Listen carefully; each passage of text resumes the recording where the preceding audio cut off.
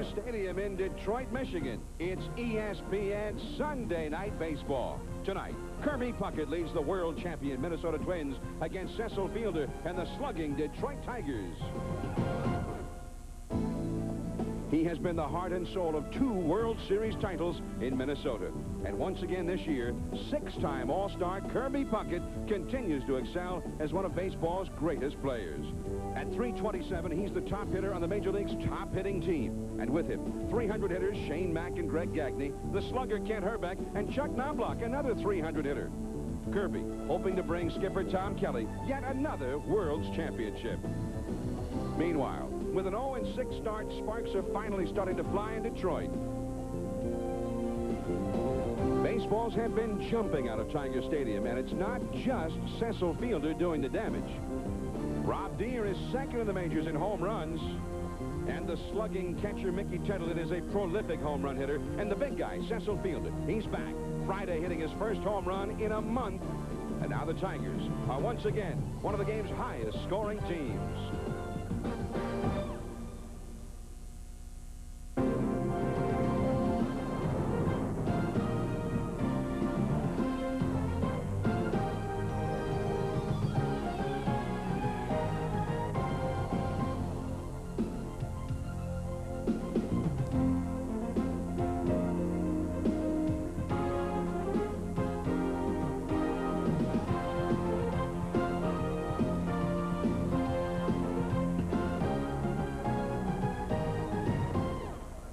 The skies are clear over Tiger Stadium, but it is awfully cold. ESPN Sunday Night Baseball featuring the world champion Twins and the Detroit Tigers.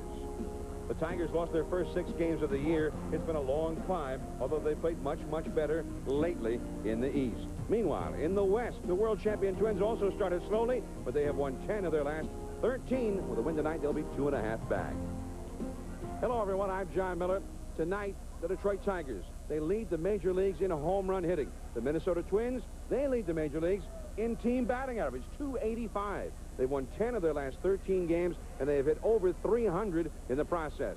They don't hit that many home runs, but they hit everything else, singles, doubles. And yesterday, an example, Brian Harper on a hit and run, hit it right where the second baseman had been. And that is typical Minnesota Twins baseball. Here with me is Joe Morgan. He knows all about that kind of style of ball. And, Joe, the Minnesota Twins are playing their best ball of the season right now. Well, they're kind of like a complete player, a guy that does everything. They don't hit a lot of home runs, but they'll hit enough. They do not have the greatest speed in the world, but they use it well. They hit and run. They play defense. They do just about everything you can do on the field. Their pitching has not been as good as it's supposed to be, but when they get their pitching turned around, I think they will be a real threat in the West. All right, quite a contrast in styles, because the Detroit Tigers, they like to go toe-to-toe, heel-to-heel. They slug it out with you. And Cecil Fielder, speaking of slugging, he is back. And after a month's drought with injury and everything other thing, he finally hit one on Friday night. And here it is. After a 64 consecutive bats without one, he went deep here at Tiger Stadium, and they say this weekend he is swinging the bat like Cecil Fielder, and that is something to behold. He had 95 home runs the last 2 years. Well, one of the problems with the Tigers is that most people think of them, they only think of strikeouts. They do strike out a lot, but when they hit the 3-run homers, that's 3 quick runs on the board. And one of the things that they've done this year, they lead the league in scoring going into today's action. So they've been producing runs. Their pitching has been just death. Sounds like we have a lot of scoring tonight. Yes. We're tired of these 2-1 games. Well, maybe a 10-9 tonight. What do you think? Well, I'm looking forward to it, except Bill Krueger's been pitching well lately, too. He's been pitching beautifully for the Twins. Really a real savior early in the year when they were in such a slump. He has not yet lost a game, and he'll be opposed by Frank Tanana, 2 very similar styles, and each will be trying to dazzle the other. Tanana and Krueger, the Twins and the Tigers. That's the Sunday night matchup coming up. Baseball from Tiger Stadium. It is freezing. Somebody forgot to tell him it wasn't still April. Here's the lineup for the world champion Twins. Shane Mack leads off in left field. Chuck Knobloch, second base. Kirby Puckett, center field. Chili Davis, the cleanup hitter, the designated hitter. Brian Harper, 3 hits yesterday, the catcher. Pedro Munoz, hotshot rookie, right field. Kent Herbeck at first base. Scotty Leyes is at third base. And hitting ninth, having his best year at shortstop, Greg Gagne.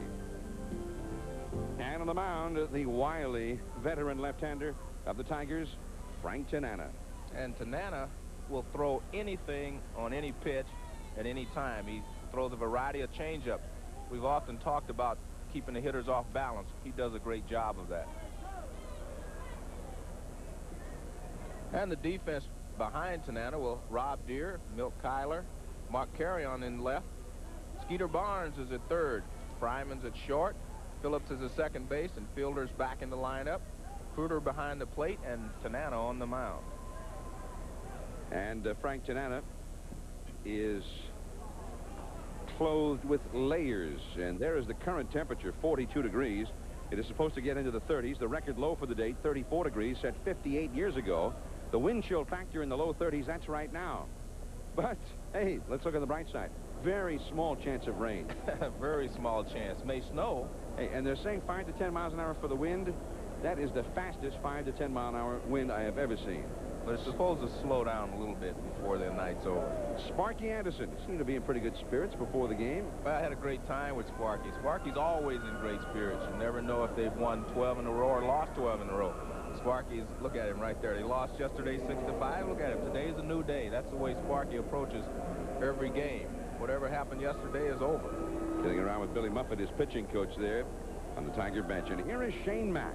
Now, the Twins are starting 4 300 hitters in their everyday lineup, and Mack is one of them. 323, 5 home runs, and 20 runs batted in. And here we go from Tiger Stadium. Sunday Night Baseball is underway. Strike one to Shane Mack. The first pitch tells you how Tanana will pitch these right-handed hitters. A lot of slow curves, turn the ball over, and a changeup. And inside, 1 ball, 1 strike. Now, when it is cold like this, Joe, and the pitcher comes inside, that is not fun, is it? No, well, what you will see is, from Tanana especially, he will pitch inside, but off the plate inside, just to keep them honest. That makes the hitter open up a little quicker because he doesn't want to get hit on the fist. That opens up the outside for him. And Mack into right center field. Chasing it down is Kyler. Mack will try for 2. He's got excellent speed. Phillips cuts off the throw and into Fryman, but much too late. And Shane Mack has his 6th double of the year. This shows you how well Shane Mack is swinging the bat. He threw a fastball inside to set him up, then goes back outside. The catcher's low and away, and he lines it in the right center field. Good pitch by Tanana. Right on the outside part of the plate. Shane Mack does what you're supposed to do with left-handers who turn the ball over. Go the other way with him. So Mack, the newly installed leadoff hitter in 1992. Remember, Dan Glatton had been filling that role for a number of years for the Twins. He's now here in Detroit, but on the disabled list with the Tigers. Here is Chuck Knobloch. Remember last year's Rookie of the Year, one of the World Series heroes? He is hitting .321. And there's that Tanana slow curveball in the dirt. Strike one swinging. Knobloch is a good second-place hitter in that he can hit the ball to right field. And in this situation, he needs to take a shot to right field. So what Tanana does, throw him a changeup, which is tougher to hit the other way than, say, a fastball over the outside part of the plate or a slider. And the Twins, as you pointed out in the open, there's manager Tom Kelly. Had great success with this ball club since he became installed as manager.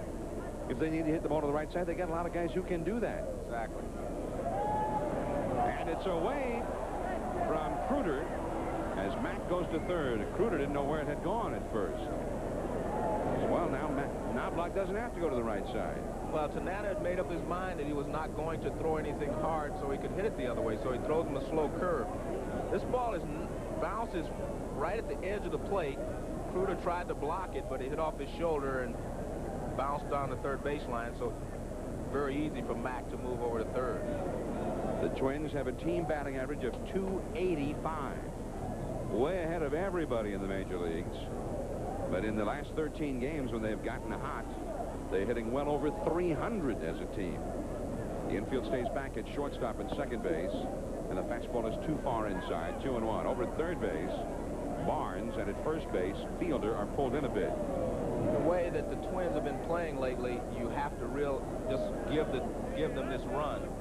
You don't expect to strike out 2 hitters in a row, and since the Tigers are playing back, anything will score the run. There's a foul, will come back out of play, and it is 2-2.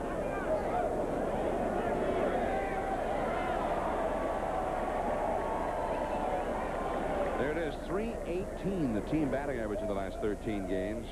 Not so many home runs, but look at the RBIs. Twins have scored 6 runs a game in those 13.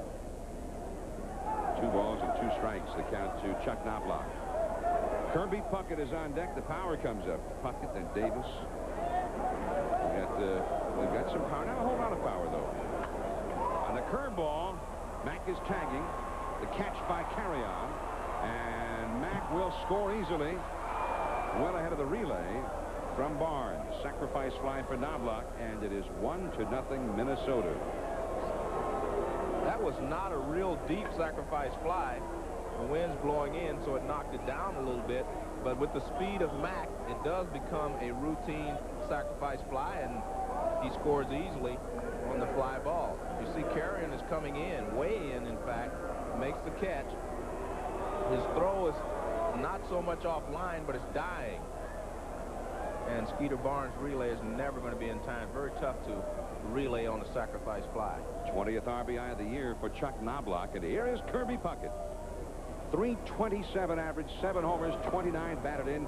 He shows butt and takes ball 1. And he must think he's playing in the Metrodome, no sleeves on. That's how hot he is.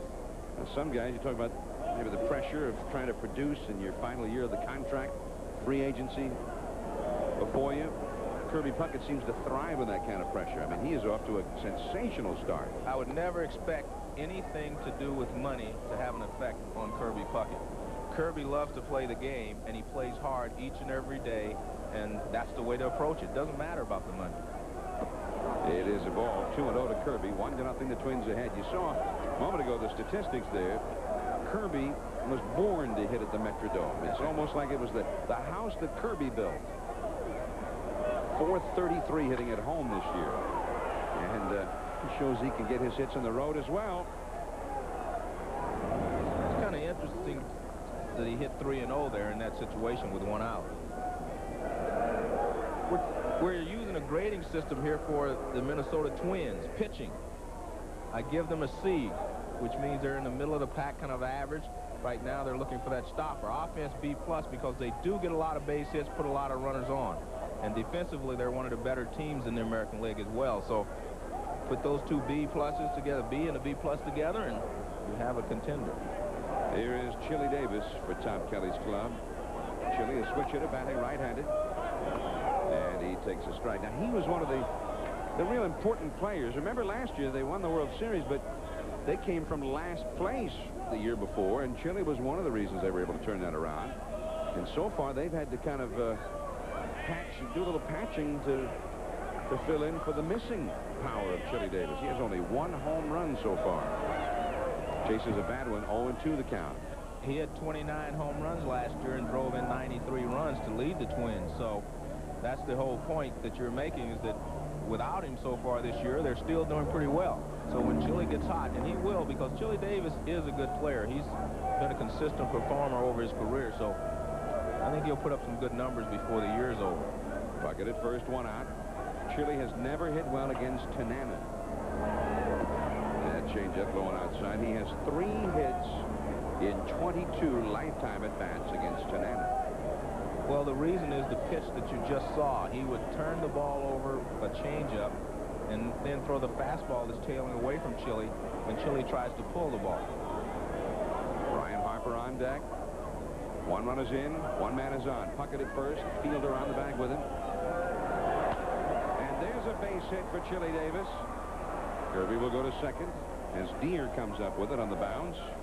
3 hits already for the Twins, and nobody's hit a shot. They haven't rattled any fences. This is the way the Twins get their hits. I didn't see the other 3 hits he got, but I bet they were like this. Fastball in, and he fights it off.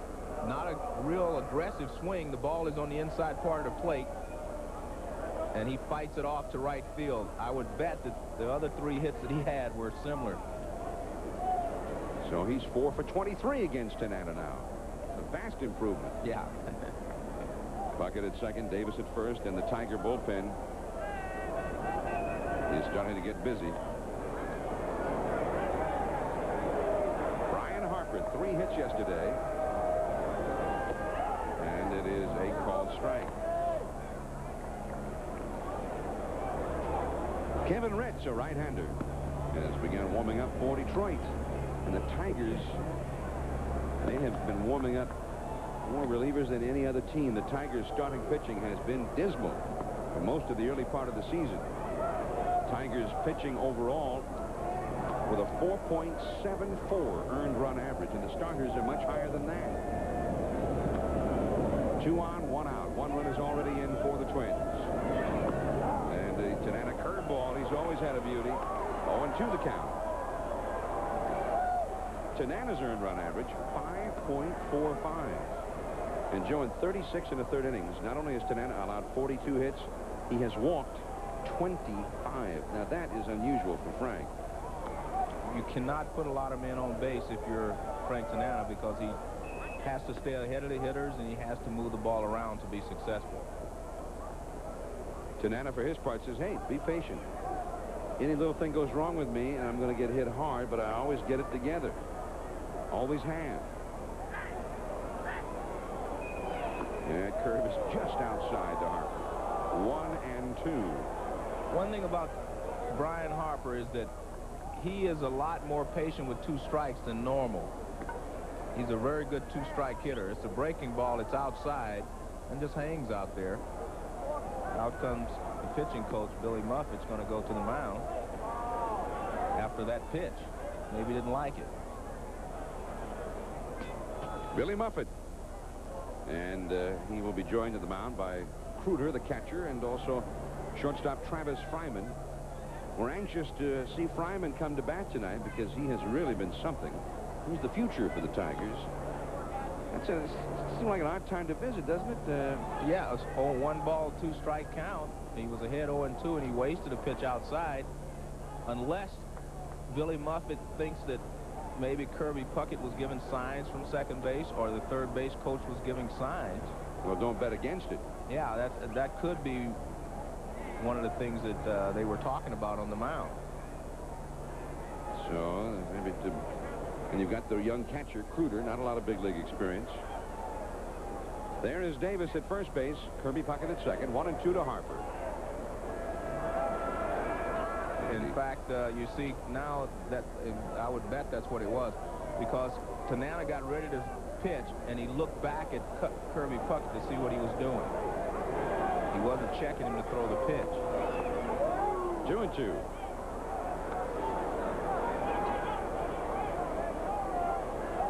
They're playing pretty much straight away, and that's the way you have to play Harper, because with 2 strikes he will hit the ball to right field, but he stays mostly left center to right center. So pretty good defensive setup. 1-0 Twins. 1 out, 2 men on. The 2-2 pitch to Harper. Another curve in the dirt. The runners will hold. But now, going back to talking about Kirby maybe picking up the signs and relaying them to Harper, what kind of gestures would a runner at second be liable to make to give the news to the batter? Well, there are all different ways. You can do it like a third base coach. Wipe, pinch your pants, tap your helmet for a fastball, something that's moving, or stand perfectly still for something that's going to be an off-speed pitch. A lot of different ways. Each team has their own set of signs to do that, I guess.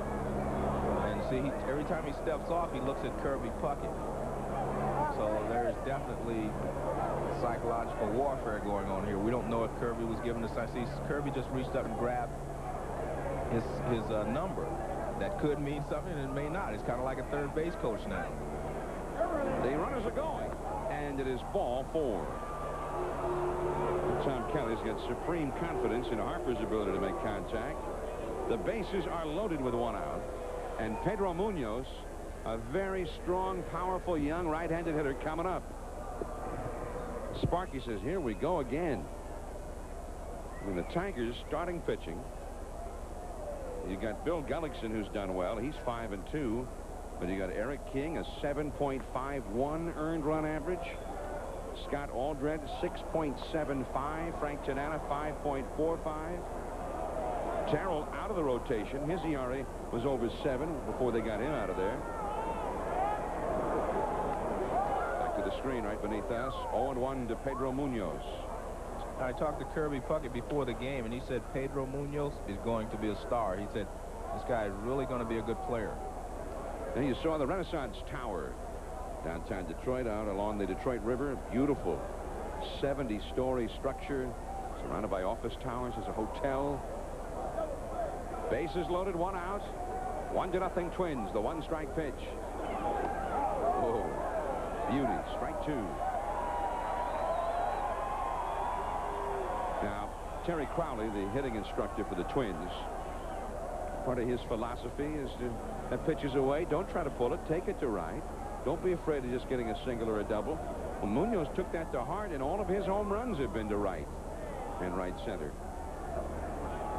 He's got excellent power. Puckett at third base. Davis at second. Harper at first. Only 1 out. We've got a key moment in this game early on right here. I mean, a base hit, and it turned this into a big inning. Tanana could get a double play and get right out of the inning. In very good shape.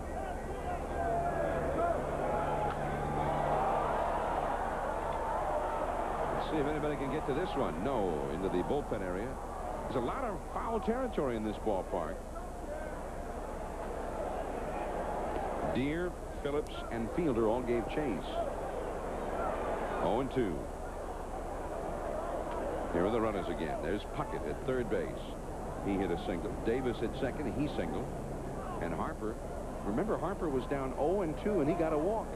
Well, Harper, again, as I mentioned at the time, is a good 2-strike hitter, so he doesn't panic after he gets 2 strikes and chase bad pitches. Pedro Munoz.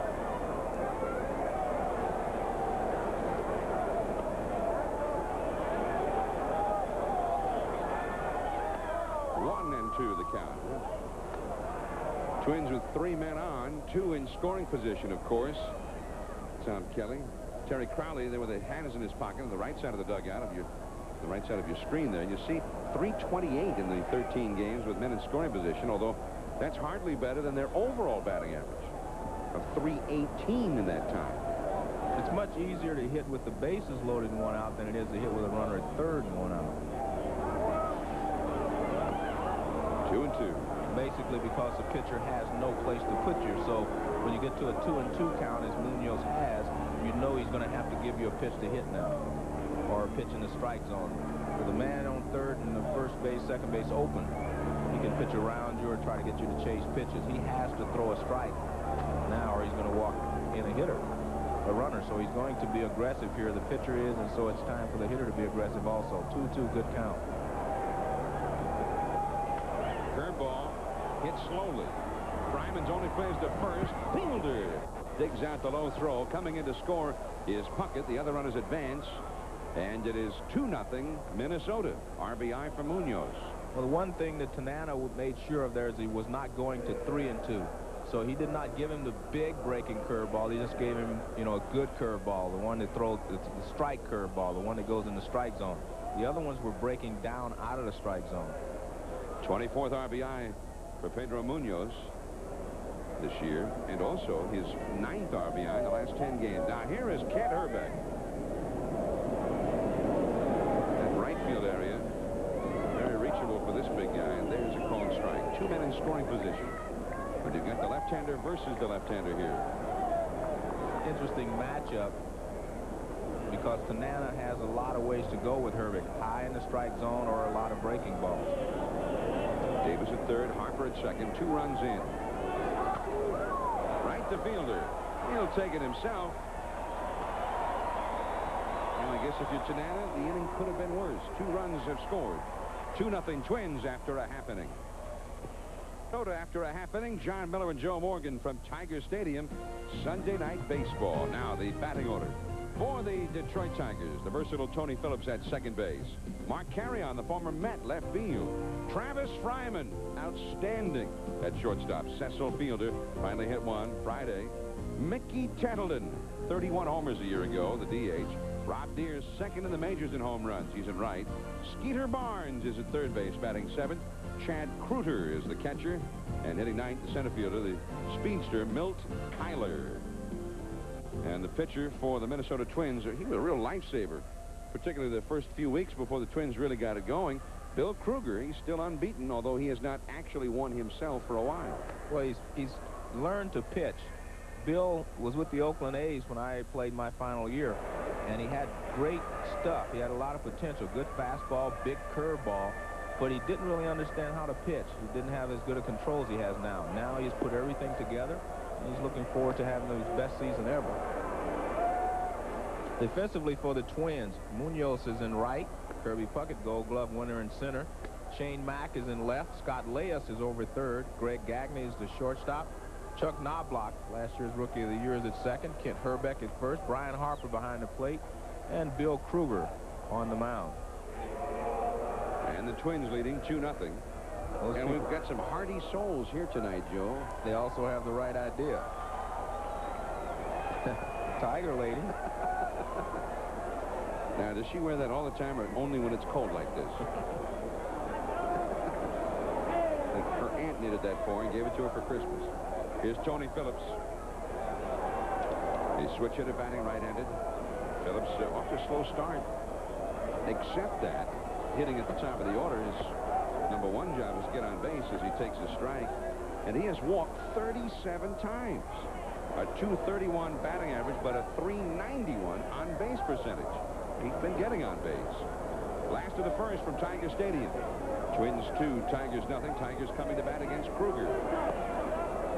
And it is a ball and a strike. Krueger, one-time college basketball player at the University of Portland, out of Portland, Oregon. And while at Portland, he played with a pretty good player. Went to the NBA, Darwin Cook. Had a very fine NBA career. Krueger lives in McMinnville, where he graduated from McMinnville, Oregon High School. Not many guys from McMinnville High in the big leagues. 2-1 the count to Phillips with Carrion on deck and then Fryman.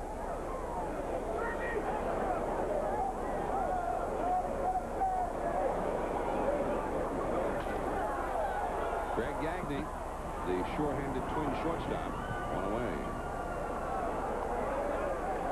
Well, we've graded the Minnesota Twins. Let's take a look at the Detroit Tigers. Well, pitching is going to be a D, and that's mainly because of their starting pitching being so poor. Offense, they still score runs. They lead the league in runs scored, but they also strike out a lot, leave a lot of runners on base. But defensively, I think, is a surprise. They play very good defense here in Detroit. Here is Mark Carrion, right-handed hitter. Carrion was sort of the pinch hitter deluxe with the Mets. He's getting a lot more chances to play over here.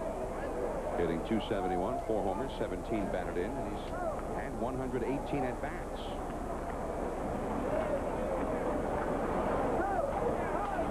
That is going to go fouled on the right field line. The wind pushing it back when nobody can catch up to it. Herbeck and the right fielder Munoz giving chase.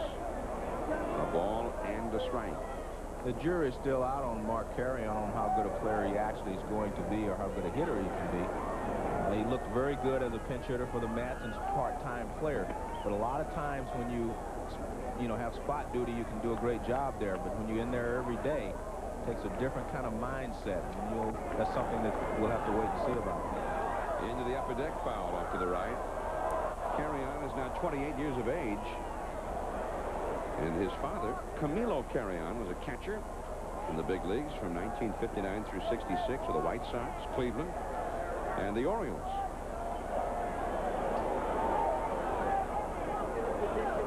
And it is 2-2. Krueger throws a fastball, a big curveball, and a changeup. And he throws two types of fastballs. One is like a cut fastball when he comes inside on the left right-handed hitters.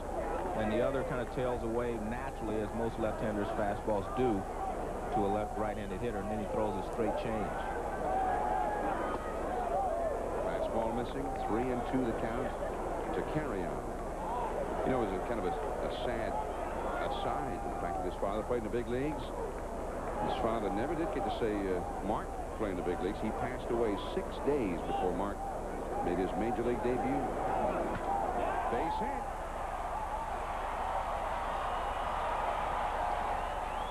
Now the power's coming up. Fryman, Fielder, Templeton, Deere. When the power in this club comes up, it stays up for a while. Yeah.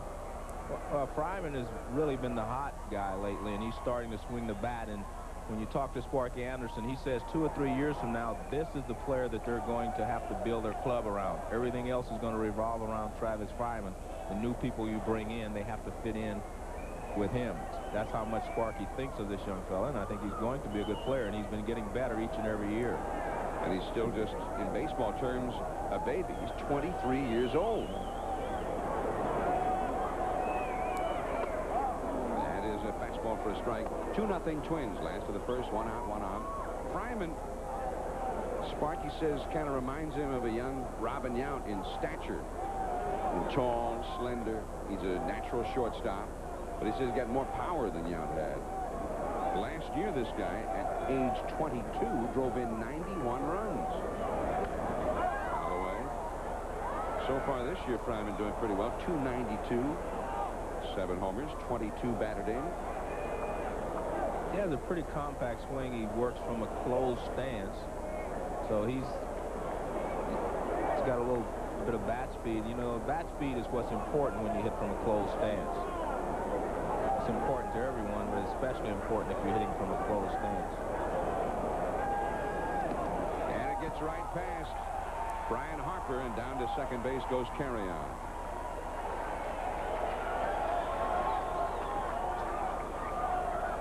The ball skidded underneath Harper. It looked like it was going to bounce out in front of the plate, and he tried to block it, but it just skids right underneath.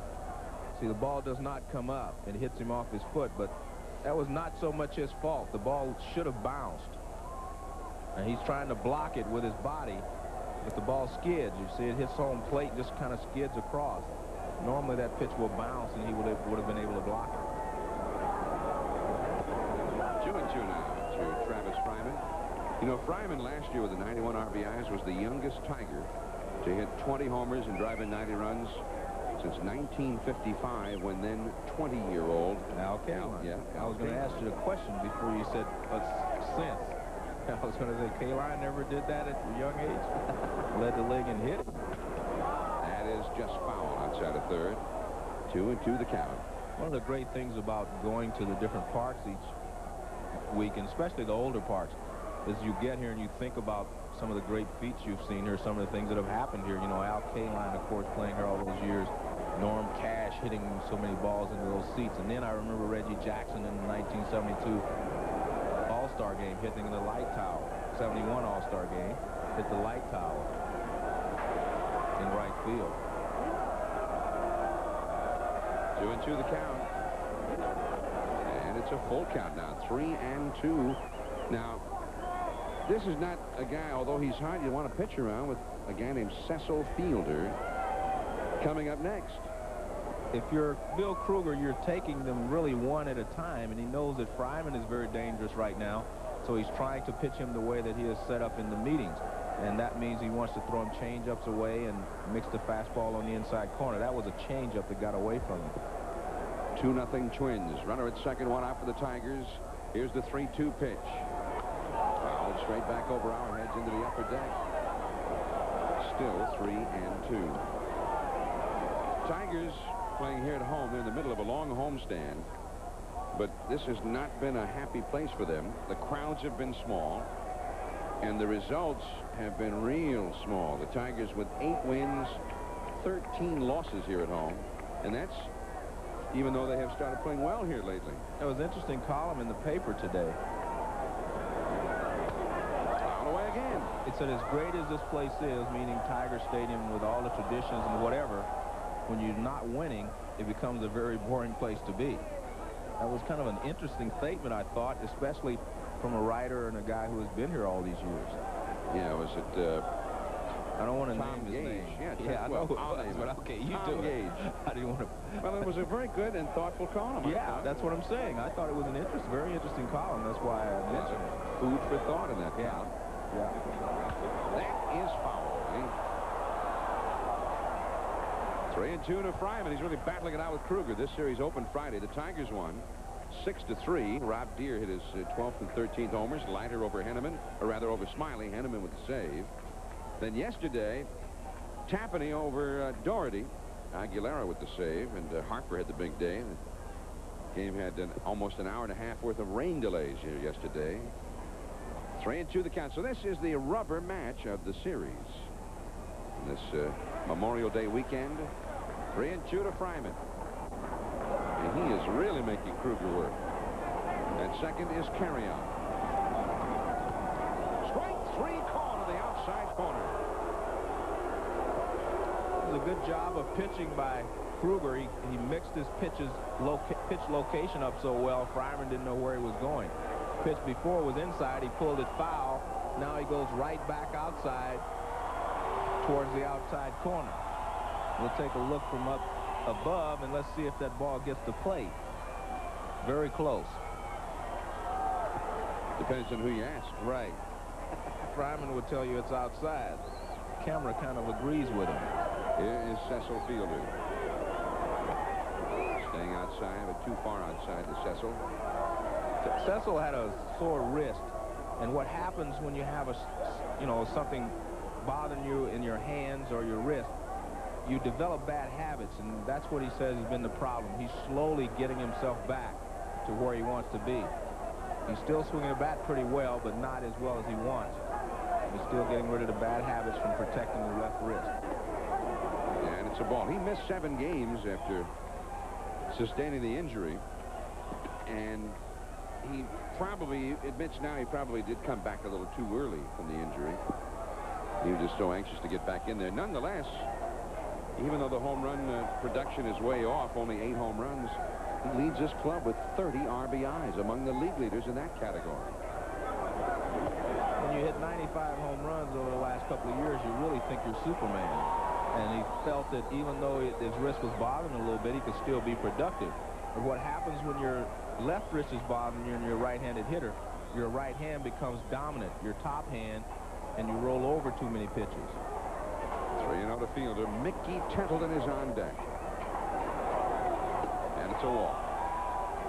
Well, you go from a guy who hit 44 home runs last year. He walks, and now you got to face a guy who hit 31 home runs a year ago. Tom Kelly, nervously pacing in the dugout. His ball club in a pennant race. They've just gotten it going here lately. They're going home. You know, the Twins have played most of the season away from the Metrodome, which is really a positive because their overall record is pretty good. They're right in the thick of it. They've only played 16 home games. This is their 26th road game. And ball 1. Travels last year when we came to Tiger Stadium. Mickey Templeton gave us one of our real memorable moments last year. 2 strikes, 2 out, 9th inning against a great reliever, Brian Harvey. And he hit a home run off the facade of the upper deck in right field to tie that game. He's got enormous power. Late of that fastball. 1 ball, 1 strike. Templeton has been a much better hitter left-handed, however. Hitting only 190, batting right-handed. Templeton and Krueger were teammates, in the minor leagues with Oakland and also at Oakland in 1984. Teammates, battery man. 2-1 the count. Well, Mickey Templeton, dangerous from both sides of the plate. 9 home runs. He and Chris Hoyles, the Baltimore Orioles, are tied for the lead among American League catchers for home run hitting. Carry on at second, fielder at first. 2-0 Minnesota. 2 down, 2 on. And it is 2-2 to Templeton. And you know, this inning is not so unusual. See the home run leaders, McGuire, then Deere, who's on deck. O'Brien of Seattle, then Hoyles, Canseco, and then Templeton. But when teams face the Tigers, pitchers work carefully. They generally throw a lot of pitches because almost anybody in that batting order can hit one out of the park against you. And it's really kind of a trait of the American League, though, John, because most of the parks in the American League are small, and you have to be very careful. Strike 3 called on the outside corner. Got him with a breaking ball. 2 men left. After 1, the Twins 2, the Tigers nothing. Most interesting conversation with Clyde Drexler. I think you'll enjoy it on SportsCenter right after the game. Clyde the Glide. Yeah, one of the greats of the NBA. Strike 3 to Templeton, right on the outside edge. Perfect pitch from Bill Krueger. Scott Lance, the hitter. As the Twins come to bat in the second, and he takes a strike at his own one. Scott Lance, the 8th place hitter for the Twins, but he is hitting .283. Little pop fly, left center field. Carry on in a hurry. He's got it. Beautiful. And Lance is out number 1. The wind is blowing in tonight, blowing a ball like that back toward the infield and away from Carrion. Well, with the wind coming in, Carrion is hustling all the way. Look how big his glove is. That's a long glove, and he needed every inch of it to make the catch. Nice catch. So there's one away. Now, we mentioned the 8th place hitter for the Twins, Lance, hitting .283. Now the 9th place hitter, Greg Gagne, comes up. Gagne, look at that. He's hitting .323. 2 homers, 13 batted in. He's going so good, he got accused the other night of corking his bat. That's a curve for a strike. It happened in the ball game against Toronto. We'll never find out because the umpires wouldn't look. They wouldn't look. So Gaskins playing the game under protest. He played it under protest, although the umpire, Larry Young, was quoted as saying, that's a foul. 0-2 the count. He said they didn't ask him to inspect the bat till like 3 innings later. Oh, okay. So apparently Jack Morris, the former Twin, pointed out, said, look how after every time he hits the ball in play, he tosses the bat toward his own dugout. There's something strange there. And then he hit a home run to the opposite field at the Sky Dome, which he never does. At the Sky Dome or any other place. And they wanted to inspect his bat. And Young just said, and this is all after the fact, from the dispatches from that game, that if they'd asked him right then, he would have. Gagne, for his part, thinks it's hilarious. Thinking that says I have more than 2 home runs if I was corking my bat, wouldn't I? Not necessarily. No, that's what Cito said. I remember George Foster, teammate of mine in Cincinnati, he hit the scoreboard in right center field in Philadelphia. No right-handed hitter had ever done that before. So they asked to look at his bat. He looked at it. Nothing was wrong with his bat, of course. And George told him, he says, I have carpet in my arms. And that's legal. Yeah. 2-2 the count to Gagne. Well, who was the fellow that ball hit off the end of his bat and Ball the end of the came bat rolling up. Yeah, was it Greg Nettles? The Greg Nettles, bat that's flew off exactly and the little super balls came bouncing all around home plate. So it's not, you know, unthinkable that some of these players would have cork in their bats. Well, the late Norm Cash, who had some great seasons here, particularly 1961, he hit over 360 that year, and he hit 40 homers. What a year. Well, and he admitted later on, years later, that he, in fact, corked his bat. You know, it's kind of interesting that baseball is the only sport where cheating is really kind of the norm. If you think about it, pitchers throwing spitters, hitters using cork bats, wetting the baselines, angling the foul lines, etc.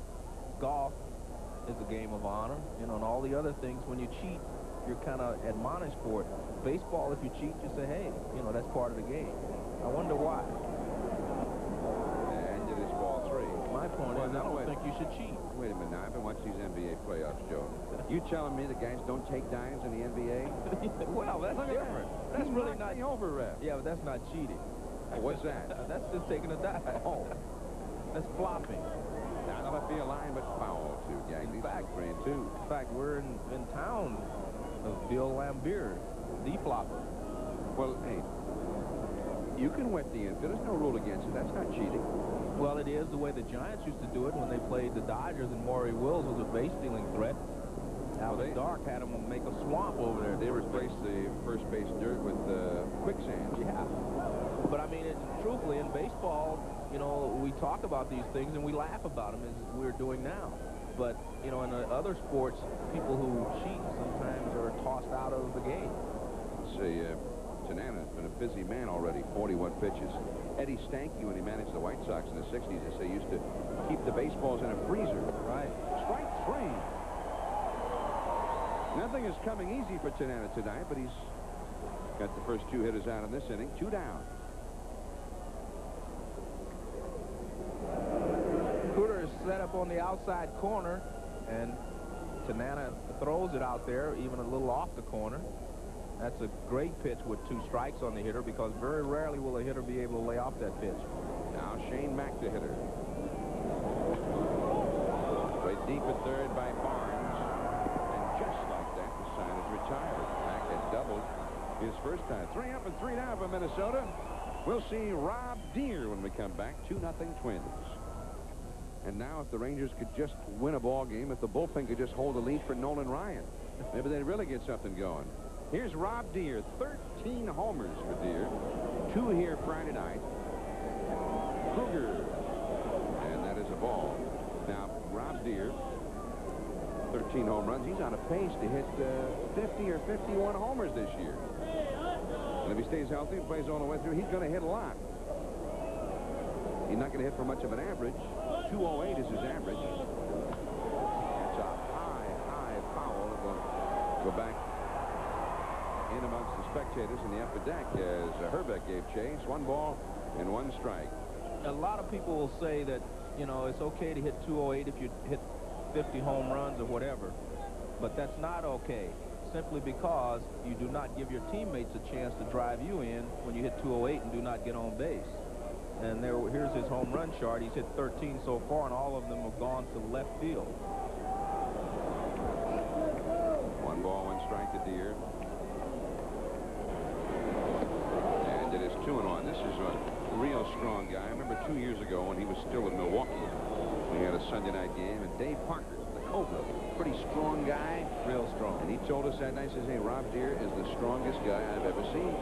He first came up with the Giants, and, you know, he loved Jack Clark. Jack Clark was his idol. And he used to hit like Jack Clark. He even looked like him. There it goes. Forget about it. Against the wind. And no. Herbie Puckett's got it. I beg your pardon. I've been working with you for 3 years now. It's the first time I've seen you do that. I wanted to grab you, but I couldn't stop you. You're already into it. I said it, then I said you against forgot about that wind. Yeah, the wind blowing in knocked that ball down. Good swing. The ball's out over the plate. He reaches for it, gets his arms extended and everything. It looks almost a perfect home run swing. The extension is there, everything. But he forgot about the wind. He should have dialed it up a couple more notches. I knew it wouldn't go out in that part of the ballpark. So Deere is retired. Skeeter Barnes has fouled 1 back. 0-1 the count to Skeeter. And he chases a bad one from Bill Krueger. It is 0-2. If you watch Tanana and you watch Krueger, they're very similar in their styles, trying to throw change-ups and keep the ball away. But Krueger has a lot better fastball, so he's able to keep the hitters more honest by coming inside. But Tanana has normally a little better control, so they're about evenly matched as far as ability to keep the hitter off balance from the mound. 2-2 the count to Skeeter Barnes. Chad Kreuter is on deck.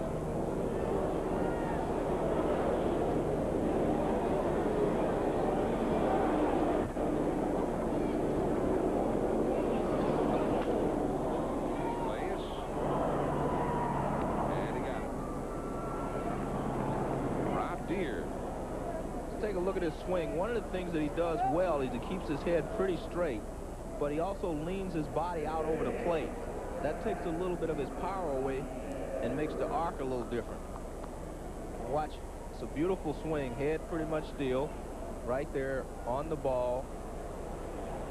Pretty good swing. A little more weight on his front side than normal. Well, hey, that's a great swing. Must have gone out. Yeah. Did that go out?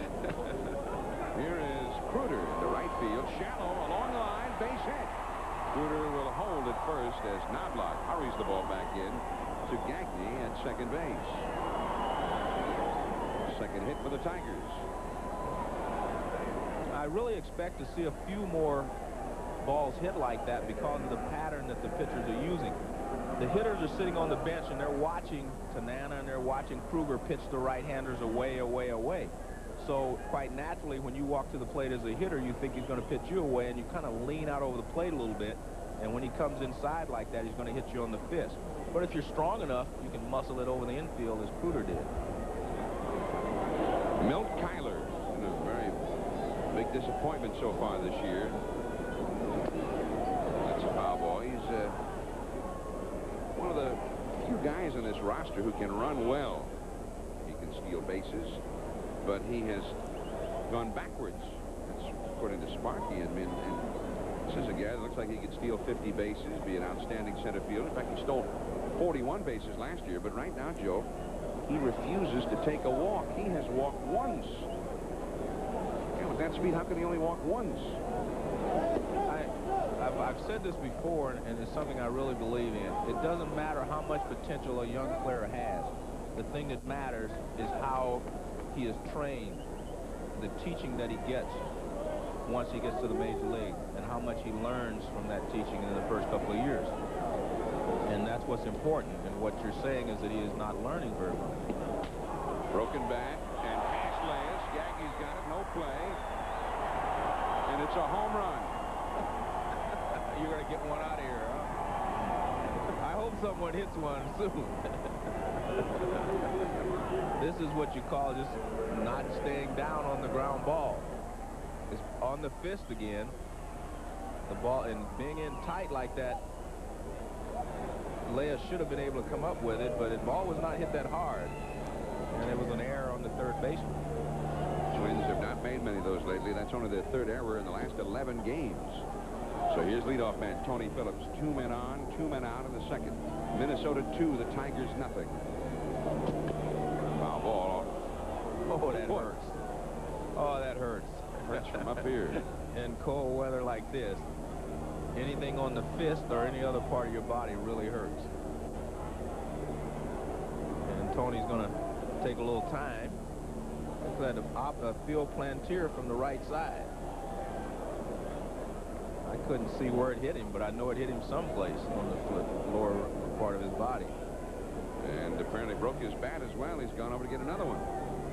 It gets him on the left foot, right on the top of the arch. Oh. One strike to Phillips. You know, kind of reminds you a little bit, too, of his one-time teammate. I mean, they do it differently in terms of the actual stance, but he and Ricky Henderson, they get down to the deep, deep crouch. Well, Ricky gets in a deep crouch, but Phillips is kind of sitting back. He's sitting down like field plantier. I mean, that looks like a field plantier from the right side to me. Ricky just crouches. Foul out of play off to the right for a count of 0-2 to Tony Phillips. He really came on last year. Became a real valuable player. Sparky base all the time. Sparky said he was the most valuable player on their team last year. And Sparky would say that since this guy can play any position. Somebody gets hurt, Phillips can go there. And did go there. And he also produced offensively as well. He had 284, he had 79 walks, and he had 17 home runs. Right now, he starts the day tied for the league lead in walks with Frank Thomas of the White Sox and Ricky Henderson. He was also a teammate with Bill Krueger, Mickey Tettleton, and myself in Oakland. I always thought he was going to be an excellent player. In the right field, hanging up, Munoz, and it's gone. 1 hit, 1 error, 2 left, 2-0 Twins. For so many years on WJR here in Detroit, from the corner of Michigan and Trumbull, Tiger Stadium, the ESPN Sunday night telecast. This is John Miller, along with Joe Morgan, your Sunday night telecaster. Hi, Joe. I'm John Miller. How you doing, Joe? Your Sunday night telecast partner. Here's Chuck Knobloch against Tanana. Scry go on. Knobloch hit a sacrifice fly in the first inning. He'll be followed by Puckett and then Davis, and Knobloch has been going nuts with the bat on this road trip. Sophomore jinx got him, right? Yeah. That's a little dribbler. It's foul. And Chuck Knobloch, this guy, I mean, he had the great rookie season and his comeback this year. On this trip, he's hitting .353. And even though he has gone 0 for his last 8, he's hitting .353 in the trip. That's the old saying amongst the players. Happiness is being able to go 0 for 8 and still be over .350. That's happiness. It's like Wade Boggs has been supremely happy for years. That's what Pete Rose used to say all the time. Happiness is being able to have your average up there where you can go 0 for 40 and still be hitting .300. 0-2 to Chuck Knobloch. Kirby Puckett on deck. Kirby's another one of those guys who can say that. Kirby could probably go 0 for 400 and his lifetime average would be up around 300. We've talked about having to establish the fastball in, and that one is way in, and Tanana will continue to pitch off the plate in. You won't see him throw strikes on the inside corner. He just mixes it in off the plate. Fouled away. Twins are hitting a lot of foul balls against Tanana. He's got 2 strikes on a lot of guys and has had to throw numerous pitches after that. And they just don't strike out much as a team. Well, he's only had 1 strikeout tonight, which gives him 2,587 for his career. He is 14th all time. Guess who's in front of him? Legendary. All 13 of them? 13. No, just the one that's in front of him. Oh, the number 13. Number 13. 1-2 pitch. Oh, down the right field line. The most famous of all the old-time pitchers. They have an award named after him. Oh, wait a minute. I need to go any further? Okay. Oh, Cy Young. All right. Cy Young is the next on the list. I would have got that. You don't have to give me that kind of a hint. You know, that's amazing when you think about it. Cy Young, you know, the award is named after him, and Frank Tanana is going to pass him on the all-time list, probably, in the next year or so. Strike 3 call. Gets a little closer.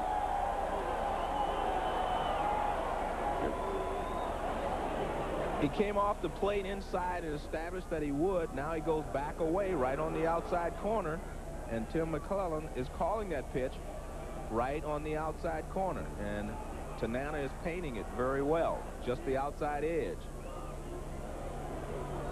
Kirby Puckett, he singled his first time. Kirby's hitting .331 for the year.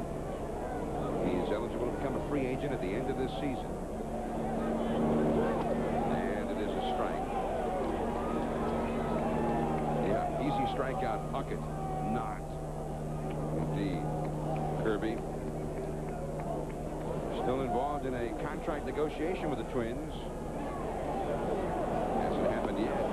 That's a ball outside. Kirby loves playing for the Twins. He loves the city. Settled down there now. Mark Maskey in the Washington Post had an interesting piece this morning about the Puckett negotiation. There's a pitch back to the screen. 2-1 to Kirby. And in Mark Maskey's article today, Joe, he said that Kirby Puckett's agent, Ron Shapiro, asked for and was given a look at the Twins' books. Well, you know what? I would say that I like that, but I'm not so sure he should be given a look at the books, but that tells me that the Twins are trying to be fair in this situation. That's what it tells me. And I guess, you know, the point being that they're saying, hey, we're not as rich as some ball clubs. Well, prove it to us then. Yeah. And well, and they're trying to be fair about it. And according to Maskey today in the Washington Post, Kirby would be willing to stay in Minnesota for a little less money than he could probably get in the open market. Again, as I said at the beginning, Kirby Puckett is not motivated by money. That's not his style. Hey, me neither. I'm just like you on that one, Joe. You, me, and Kirby. Hey, wait a minute. Let's not take it that far.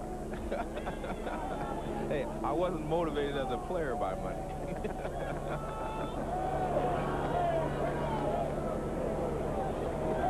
2-0, the Twins lead. We're in the 3rd inning. 1 out, nobody out. Popped up. Cecil Fielder. 2 down. Now tomorrow, Memorial Day. We'll see the Dodgers and Cardinals at 4 o'clock. Eric Davis now on the disabled list. The Wizards, the Cardinals now in first place in the National League East. That's the first game of the triple-header at 7:30. Barry Larkin and the Cincinnati Reds, and Bobby Bonilla suddenly red hot at Shea Stadium. The Mets just back from the West Coast. Then at 10:30, Barry Bonds of the Pittsburgh Pirates and the Padres, Fred McGriff, and those big four at the top of the batting order. They have really been something.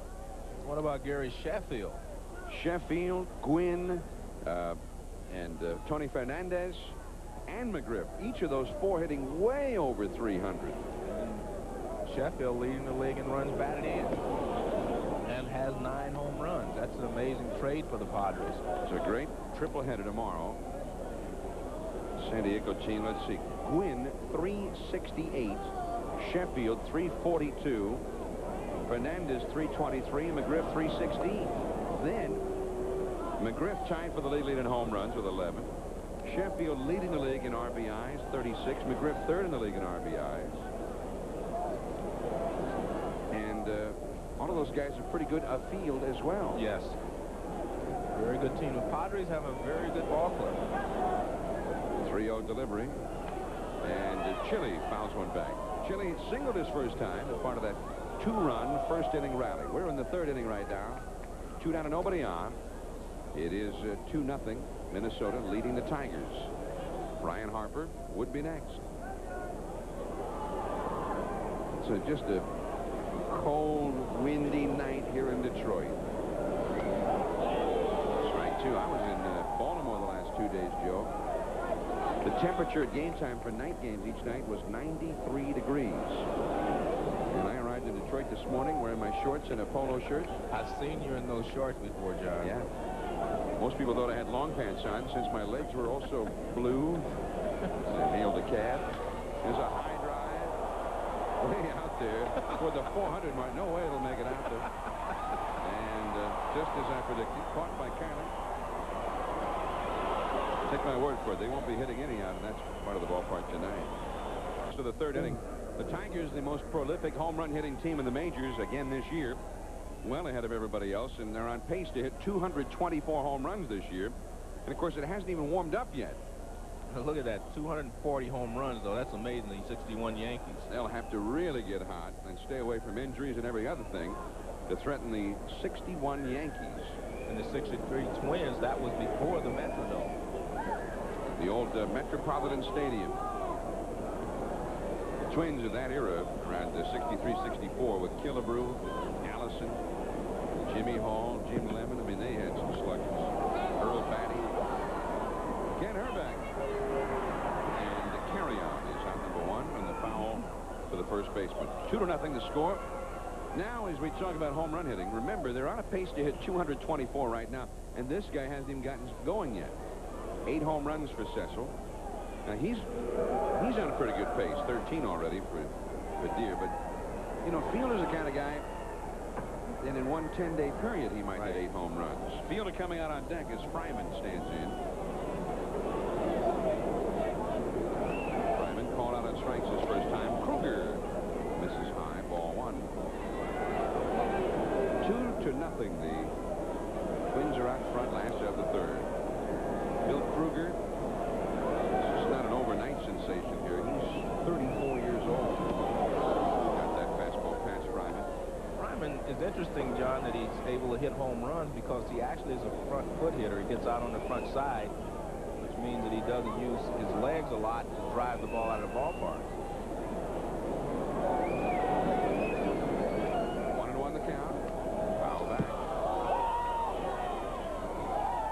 Bill Krueger, by the way, has a place in our Sunday Night Baseball archives because tonight we were there at the Kingdome in Seattle last year, the longest game in the history of the Kingdome, which the Mariners won over New York. He was the winning pitcher in extra innings as a reliever.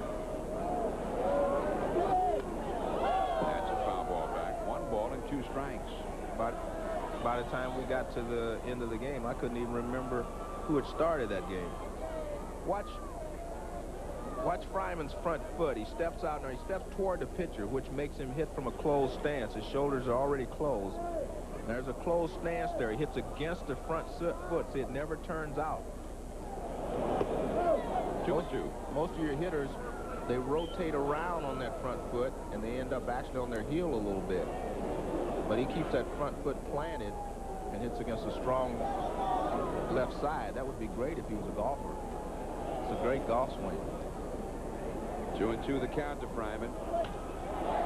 Liner in the left field. Out number 2 is Shane Mack caught it. Shane Mack, a Gold Glove quality outfielder as well. He's been something. This is what I was talking about. When you're hitting from a closed stance, you have to use your hands a lot. And he's hit from a closed stance. He will be blocked in here, and all he can do is use his hands, and he ends up hitting a line drive this way. Now watch his hands. He hits this with nothing but hands. Watch, see how they extend out? Nothing but hands. Doesn't really use his body because he's already extended out on the front foot. Cecil fielded the hitter. It's a foul back out of play. Cecil with 51 home runs the year before last and 44 last year. He has led the league in both home runs and RBIs in each of those 2 years. Only the 3rd ever to do it in consecutive years. He is in very select company. Oh, the earth shook as Fielder missed that one. If you have to throw Fielder a fastball, throw it up and in preferably. And this one is up. That's where he has problems. And that's because he drops his hands a little bit, and it's tough to get him back up. 0-2 the count. He struck him out. Good high fastball. That's the way to pitch him. But don't make a mistake. 3rd strikeout for Krueger. 2-0 Minnesota. Nothing Minnesota leading Detroit from Tiger Stadium. It'll be Brian Harper, Pedro Munoz, and Kent Herbeck coming up for the Twins. Cecil Fielder starts with his hands up here. He drops them down as he comes in to the pitch, and he can't get them back up in time to handle the fastball that's up from Krueger. Good pitching by Krueger. Fielder down on strikes. The first pitch is strike here to Brian Harper. He walked his first time. And it's a ball from Frank Chanana. 1 ball and 1 strike. One other thing I want to say about Fielder is that we've showed that he drops his hands, but he does not try to get them all the way back up. Eric Davis of the Reds drops his hands, but he tries to get them back up, which causes more problems. Fielder's so strong, he drops them, and where he drops them to is where he tries to hit from. So he does not have as big a hole, in my opinion, in that area as Eric Davis does. Eric Davis now on the disabled list for the Dodgers. Both Davis and Strawberry have gone on the DL. We'll have the Dodgers for you tomorrow at St. Louis. The Cardinals playing extremely well. Dodgers and Cardinals, 4 o'clock Eastern.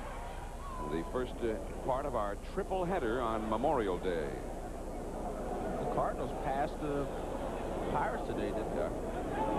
Pirates have really gone into a slump big time. 2-2 now to Harper. There are some people who think that the Pirates and the Cardinals were really just holding first place for the Mets. Oh, who thinks that? I will not tell. I do believe that the Mets. Who are you, Mike Lupica? No, please. But no, the Mets they have such good pitching, and they have the Benils who he was starting to swing the bat so well. Eddie Murray. Howard Johnson is not starting to hit yet, so they've got potential there. 3-2 the count to Harper. Right up the middle, base hit. And that's typical Brian Harper. That's why he's always around 300. Before Munoz comes up, let's go to Gary Miller. John, speaking of the Cardinals, Budweiser takes you to Busch, and Tom Pagnozzi breaks open a 3-all game in the 9th off Al Osuna. They moved the power alleys in 8 feet. Last year it would have been a flyout. This time it's his 7th career home run. They're in first place. All of his home runs have been at home. Back to you. All right, thank you, Gary. As the Cardinals move ahead of the Pirates in the National League East, and we'll be there tomorrow at Busch Stadium, 4 o'clock. Glad to see you were listening to us, Gary. Noticed that how they was in the first place. We'd always heard that he didn't listen to it. Right. Look out, Brian. Tanana leads the league in pickoffs. He has 4 already this year. His motion is not that deceptive, but he just catches a lot of hitters napping at runners napping at first base. It's almost as if it's so undeceptive that it's deceptive. He gives you a straightaway move. He kind of steps towards first base. In certain situations, he'll probably step halfway between home and first, but because he has such a high leg kick, you would think that you could get a pretty good jump right there.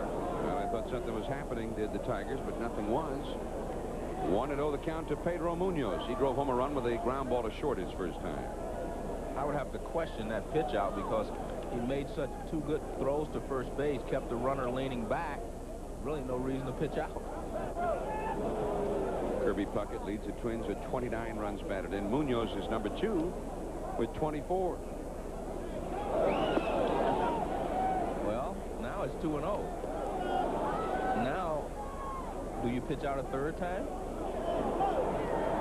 Well, you have to. Well, if you've gone this far, what do you do? Because this is a perfect hit-and-run situation now. You have given the Twins a perfect hit-and-run situation. He wiped off, which means he's not going to pitch out. And it's a strike, 2-1. All right, what about now? 2-1 the count. Well, if you're alert there at first base, you could know, or if you were alert anywhere, you could tell when he wipes off, that means he's not pitching out because he's wiping for location to tell him he's going to go inside or outside with the pitch. And you don't wipe off on a pitch out. You Really? give location.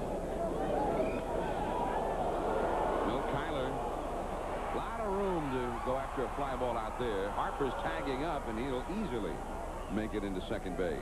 Good play by the base runner tagging up. Harper went back as soon as he saw the ball going deep. No chance for Kyler to throw him out. 1 down and a runner at second. 2-0. The Twins ahead in the 4th, and Kent Hrbek is coming up. It is 440 feet to the fence in straightaway center here at Tiger Stadium, which makes it about 500 feet today because of the wind and the dead air. I mean, even if the wind is blowing out, you have to hit it a ton to get it out in center field here. Kent Hrbek grounded out to first his first time, and it is ball 1 to Herbie. Very big in spring training. He's lost a lot of weight since he reported to spring training, and then he hurt his shoulder down there. They feared the worst, that he might be out for a couple of months. He got back a lot sooner than that, but nonetheless, he's had to sort of undergo spring training right during the season, getting a late start. There's a base hit. Rob Deere will hold Harper at third as the throw is cut off by Cecil Fielder. So Hrbek with a base hit against a left-hander. First and third, 1 out. Hrbek sits up with an open stance. See, it's open already. The breaking ball is on the inside part of the plate, and he lines it to right field. This is already open. Breaking ball actually middle of the plate, and he pulls a single to right field. So Hrbek over at first base. He and the fielder have that side of the infield tilting right now. Yeah. Oh, and there's That's 2 big fellas right there. I mean, these guys are gigantic, and it's interesting, you know, because their careers, in a way, have been intertwined. The Twins almost lost Hrbek to the Tigers a couple of years back. The Tigers made him a huge free agent contract offer. Leyes is the hitter, and it is ball 1. And Hrbek ended up signing back with the Twins, and the Tigers then went for Cecil Fielder back from Japan. Bullpen activity there, the 2 of them. Worked out good for both teams. This would have been a pretty good park for Hrbek, too, you suspect, with that short right field porch. There's Kevin Ritz up in the bullpen again for Detroit. He'd gotten up in the first. Savannah back in trouble here. Little looper caught by Phillips. Went back behind Cecil Fielder to grab it. 2 down. So Leyes is unable to get that runner home from third. Harper having to hold. Hrbek holding at first. And that will bring up Greg Gagne, the 9th place hitter, but hitting better than .320. John, we have a moment here. When you go into different towns, You know, and you read the newspaper, a lot of times there are a lot of great things in the newspaper about former players or whatever. This one is not a former baseball player, but a basketball player. You know, the high school sports were struggling here, and Dave Bing came to the rescue. He started a fund to save the high school sports. And that's happened also in my area. Don Barksdale, former NBA player, has done the same thing in the Bay Area to help save high school sports. And I think it's very commendable, and I wanted to mention that because a lot of times the things we read about athletes, you know, are negative, and they do a lot of good in their communities. And Dave Bing, who has played here and grew up in the area, has done a lot for this area, and Don Barksdale, the same thing in the Bay Area. Well, Eddie Murray at the and the Mets set up an outward bound program in the inner city in Baltimore, the first one of its kind, and he funded it, named it after his mother, Carrie Murray. Cal Ripken gets very involved, and a lot of players do. I think we should mention those things because it's important. 2 on, 2 out, and it's a strike. The conversation with Clyde Drexler, I heard part of it earlier today.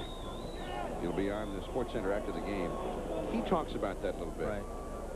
And he was talking about Michael Jordan, and people say Michael Jordan and athletes should get a little more outspoken about wrongs in their community. And he said, hey, everybody should get involved with that stuff, not just the athletes. Don't wait for just the athletes to do it. Correct. Harper at third, Herbeck at first. 2 down. We're in the 4th inning. And it is 3-0 to Gagne. Now, on deck is Shane Mack, who's also hitting better than .320 with power. Sunday Night Baseball from Tigers Stadium, Detroit. John Miller and Joe Morgan with you.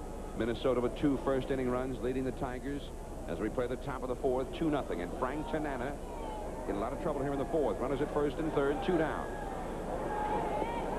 Gagne helped him out. That slow curveball is so tantalizing, you think you can just go get it, but it just keeps diving away, and you continue to chase it. Watch this pitch as it starts way outside. He continues to chase it, and you just think you can catch up with it. That's one of the advantages that Tanana has. This ball is at least a foot outside, but you think you can hit it because it's so slow.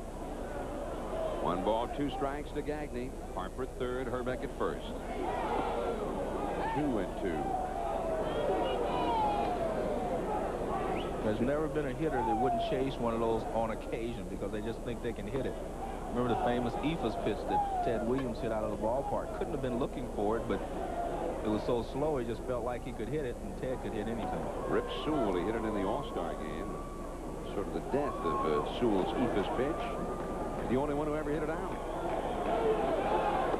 And it's a full count. 3-2.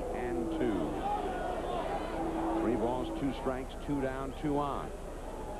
Shane Mack awaiting his turn on deck, hoping to bat. He's the leadoff man. There's Harper, who led off the inning with a single. He's at third. Herbeck, who singled, is at first. Fielder will now back off the bag over there at first and play behind Herbeck.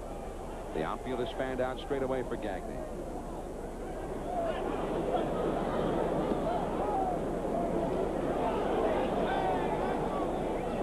The count. There goes Herbeck. And next foul. Look out, Ron Gardenhire. Third base coach of the Twins. He had to be very light of foot on that one. 3-2 the count.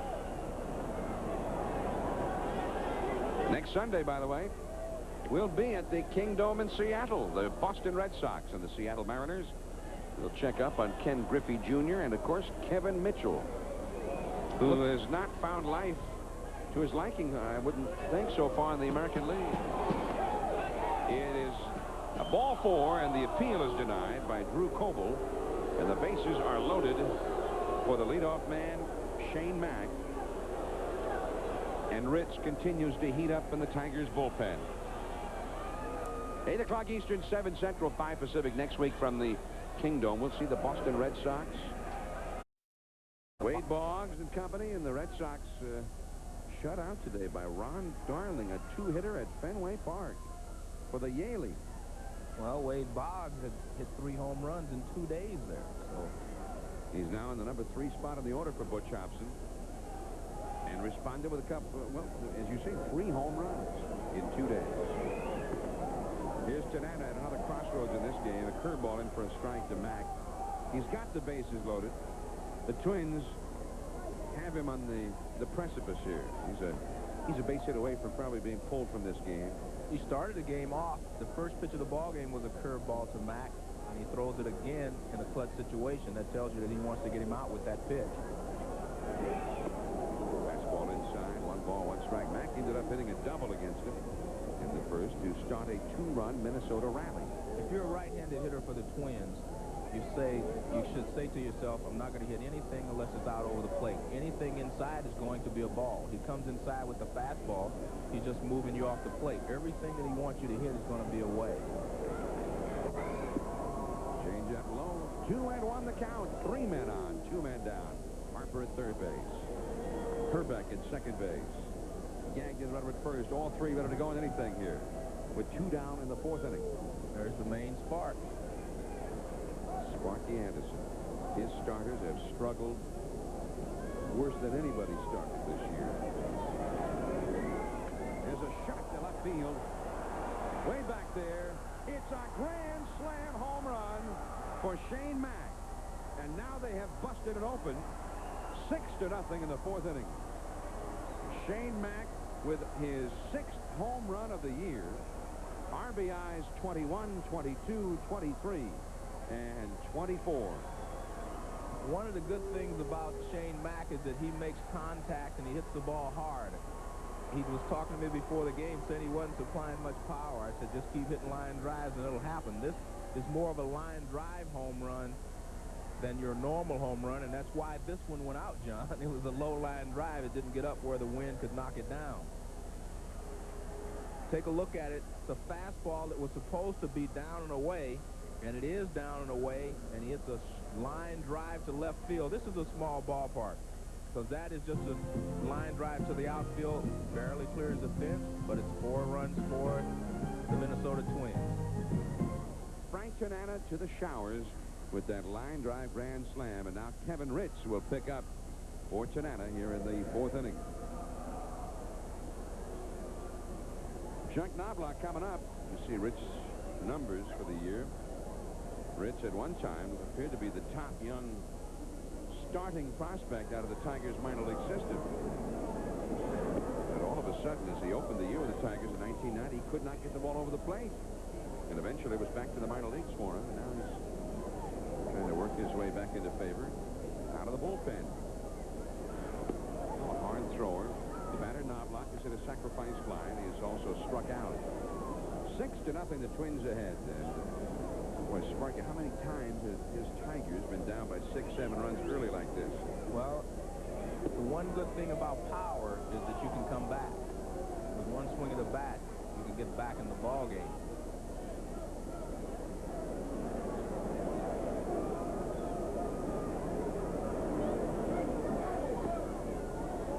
All 4, so Ritz starts off with a 4-pitch walk to Knobloch. We talk about hitters, they will usually stride about the same place. But what he does here, you go to the ball with the upper part of your body. And this is how he hits this ball. It's a good pitch down and away, and he goes and gets it. But watch how he gets it. Not with his feet. See, he strides the same place, but his upper part of his body is out over the plate. See where he ends up? He goes out to get it. Nice swing by Shane Mack. Result, 4 runs batted in. Here is Kirby Puckett, the 8th man to bat in this inning for the Twins. And a curveball is in there for a strike. Kirby has singled and scored a run, and he has popped out to first base. 4 runs in on the grand slam by Mack. The Tigers' favorite weapon used by the Twins here in the inning.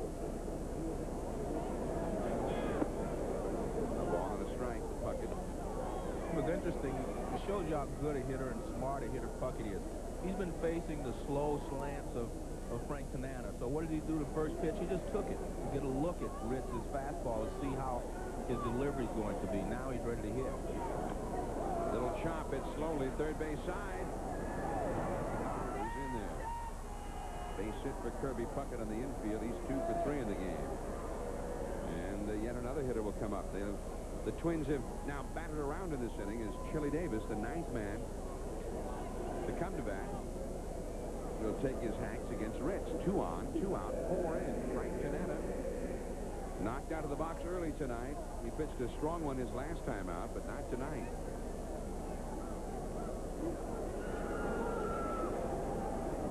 Janetta went 3 2/3, gave up 6 runs, 6 hits. He walked 2 and struck out 2. Threw a wild pitch. And, of course, he gave up the 1 home run. And that was the one that done him in. Chili Davis now batting left-handed. Chili's had a single, and he drove one deep to center his last time. Janetta threw 90 pitches in those 3 2/3 innings. He really labored. He's always going to throw a lot of pitches because he has to throw a pitch to set up a pitch. So he's going to throw double what another pitcher might throw in those same number of innings. A ball and a strike to Chili Davis. Brian Harper, the man who led off this inning with a single, is on deck. Now Block at second, Puckett at first. Both better be going anything here.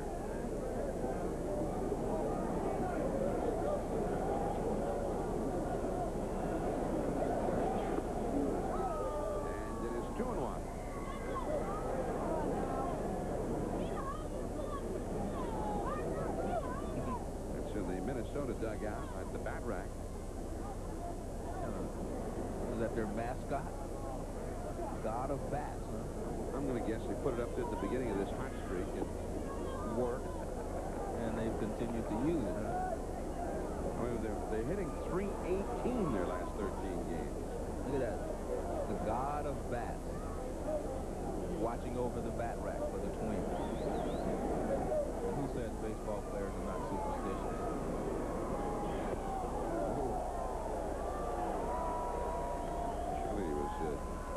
Chili Davis. A roof shot on that one.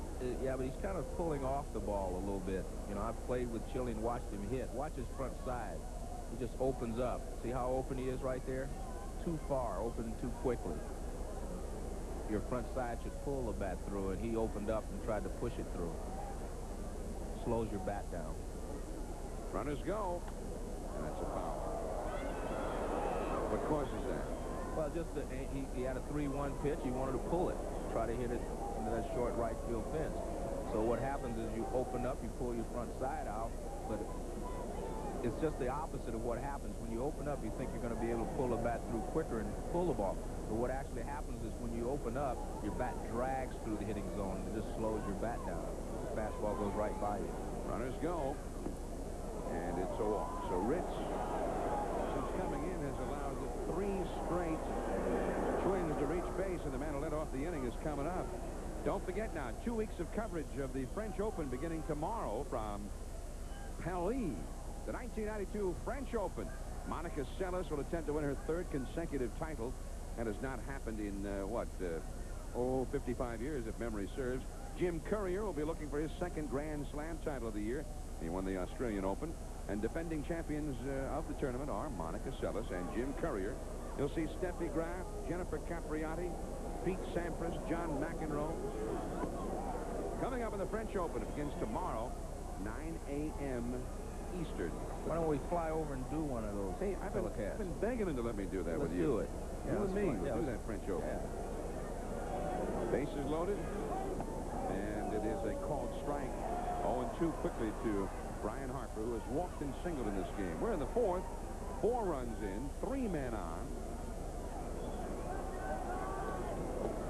6-0 Minnesota. Harper hitting .281. And it is 1-2. Ritz has a good fastball and a good breaking ball. But if you watch, every time the catcher sets up, he's setting up inside or outside. Set up down the middle when a guy is having trouble throwing strikes. He has a good enough fastball, he doesn't have to hit the outside corner. Into left center field, base hit. Coming in to score is Knobloch. Here comes Puckett right behind him. Going to third is Chili Davis. And the inning goes on. 6 runs have scored for the Twins, and they lead the game 8-0. And Ritz has not been able to get anybody out. They have started another big inning just against him. He gets behind, so he tries to throw a strike, and he doesn't really pop it. It's a hanging curveball, and it's lined in the left center field. Kyler cuts it off. He slips and falls, but it doesn't have any effect on the play because 2 runners were going to score anyway. And now Pedro Munoz, 8-0, 2 on. It's a fastball inside. Now, it was a long time ago, but in this very same half inning, Sparky remembers, when Pedro Munoz hit a shot out into center field. It was caught back near the 400-foot side toward left center. And he is 0 for 2 with an RBI today. This is the nightmare of all baseball players, making 2 outs in 1 inning. This is a nightmare. You never want to make 2 outs in 1 inning. And he has an opportunity to do so. It doesn't happen very often. Tigers will not shed any tears should he do so. He made the first out of the inning with that long fly ball. And it is 3-0. And make no mistake about it, he's aware of it. Remember John Lowenstein? Yeah. He claimed the all-time record. He hit a home run in Anaheim, but a paper airplane had flown between him and the pitcher as the pitch was coming in. The umpire called time, and he proceeded to hit it over the center field fence, but it didn't count. Then he got a single. And that's ball 4. Then he got a walk later in the same inning because they scored a bunch of runs. Lowenstein claims the all-time record for most singles and walks and home runs that didn't count in a single inning. Well, Munoz does not make 2 outs in the inning, at least not so far. Not so far. The bases are loaded again. The bullpen is getting busy again. And Billy Muffet is walking that very busy path between the dugout and the mound again. Les Lancaster warming up in the bullpen. The bases are loaded. And I tell you, you want to talk about nightmares? How about Kent Herbeck with the bases loaded at Tiger Stadium with right field beckoning? And your pitcher can't get the ball over the plate. And even worse, your right-handed pitcher can't get over the plate to the left-handed hitting Herbeck. Bases loaded. Davis at third, Harper at second, Munoz at first. We're still in the 4th inning. 6 runs are in for the Twins. They lead 8-0.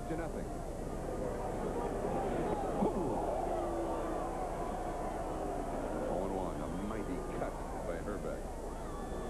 Herbeck is the 12th man to come to bat in the inning. There have been 5 hits, 6 runs, there have been 4 walks allowed. And of course, Shane Mack hit a grand slam. 0-2. Looks like Billy Muffet told him to go right after the hitter, just turn your fastball loose, and he's thrown 2 good fastballs to Herbeck to get out in front. Sometimes if you're a little erratic, you have to just go after the hitter. Down the left field line into the upper deck. All 3 pitches have been fastballs, and I would definitely believe that would come from the bench. I remember when I played for Sparky Anderson, the pitcher would be out there nibbling and doing those things. We would send the pitching coach, Larry Shepard, out, and he would say, hey, go right after him. They'd go 3 good fastballs and get the guy out. 0-2 to Herbeck. That's a fair ball on a half swing. Fielder got it. 6 runs, 5 hits, and 3 men left. Templeton, Deere, and Barnes when we come back. 8-0 Minnesota. Pitcher, he went 31-6 that year, did McLean. And interestingly, they went to the World Series, did the Tigers, against the St. Louis Cardinals, whose Bob Gibson also made history that year with a 1.12 earned run average, although he won 22 games. But the hero of that whole series, Mickey Lolich, who won 3 times in the series, including Game 7 on short rest. Tigers came back from a 3-1 deficit and won the series. Here's Mickey Templeton to try and start the comeback for the Tigers tonight. He gets a single. The Tigers have a long way to come in this one. It is 8-0 Minnesota. Templeton with the Tigers' 3rd hit of the game, and the slugger, Rob Deere, will come up. 8-0 Minnesota in the last of the 4th. Well, Bill Krueger has been going through one no decision after another here in the month of May. He was 4-0 in April, but he's not won a game since April 27th when he beat Baltimore. He's pitched well enough to have won 3 times here in the month of May in his 4 starts, but he's had a no decision in all 4 of his previous starts this month. And that is a strike. His last start against Toronto earlier this week, he went 7 innings, gave up 2 runs to the Blue Jays, and got no decision. Well, he has a 1.98 earned run average. That's pretty good. Hasn't had too many bad starts. Oh, it's much worse than Gibson's in 68. That's true. That was unbelievable. 68. That curve is low. 1 ball, 1 strike.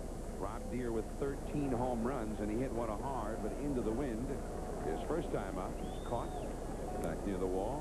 Deere is 0 for 1. It's not taking anything away from McLean's 31 victories, of course, but when you have that 1.12 earned run average, it means you cannot have 1 bad game in the entire year. That curve misses 2 and 1. I remember a few years ago, Roger Angel, the great baseball essayist in the New Yorker, wrote a column about Bob Gibson and went back and recounted some of the things that happened in 68 in Gibson's season. And it was phenomenal. He had one 12-game stretch where he gave up something like 4 runs or something. Incredible. That's why I say that's the most amazing feat I have ever seen, and I was part of that. I contributed a lot to that 1.12 earned run average. But talking to Gibson about it, and he said that during that season he lost something like 4 or 5 games, 1-0. Yeah. He was a hard luck pitcher that year, and he won 22. 2-2 to Deere. Strike 3. Even with 2 strikes, he does not shorten up that stroke. He's always going for the big one. None of the Tigers shorten their stroke with 2 strikes. They're swinging the bats. Again, he has the same weakness that we talked about with Cecil Fielder. Not necessarily a big weakness, but the high fastball is a tough pitch to handle from the big sluggers. Skeeter Barnes, and it is a foul ball. William Henry Barnes III. Skeeter. Yeah. Oh, yeah. That's what I thought you said. Now, Joe, this guy has played professionally since 1978. And finally, after all of those years, last year he got to the big leagues, and maybe to stay. Center field deep, back goes Puckett, but there's plenty of room for him to go back. He won't stay here long going to center field in Tiger Stadium. Skeeter Barnes. He was with the Reds, right? Played in Cincinnati, Montreal, Philadelphia, St. Louis, Milwaukee, Pittsburgh, and now with Detroit. There's the press box up on the roof here at Tiger Stadium. That's the view from that right field upper deck area. Tiger Stadium. Opened the same day as did Fenway Park in 1912. Right around the time that the Titanic sunk. April of 1912. And Chad Krueger looks at a called strike. You know, Skeeter Barnes, Joe, the kind of guy you root for. He plays a lot of positions. Right. He's a good guy. He has played everywhere.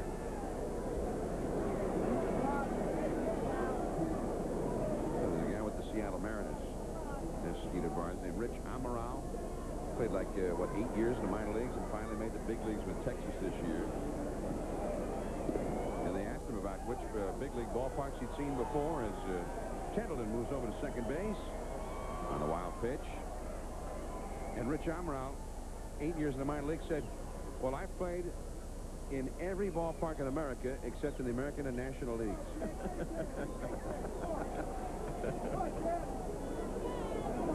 Second wild pitch thrown by Krueger.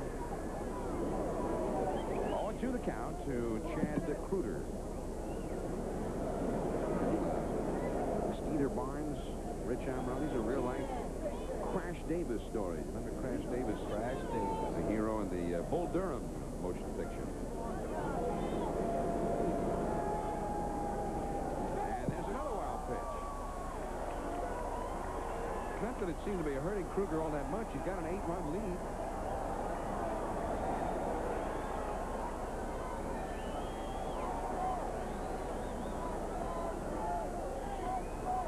Krueger throws a fastball, and it's low, but it's actually a curveball. It breaks.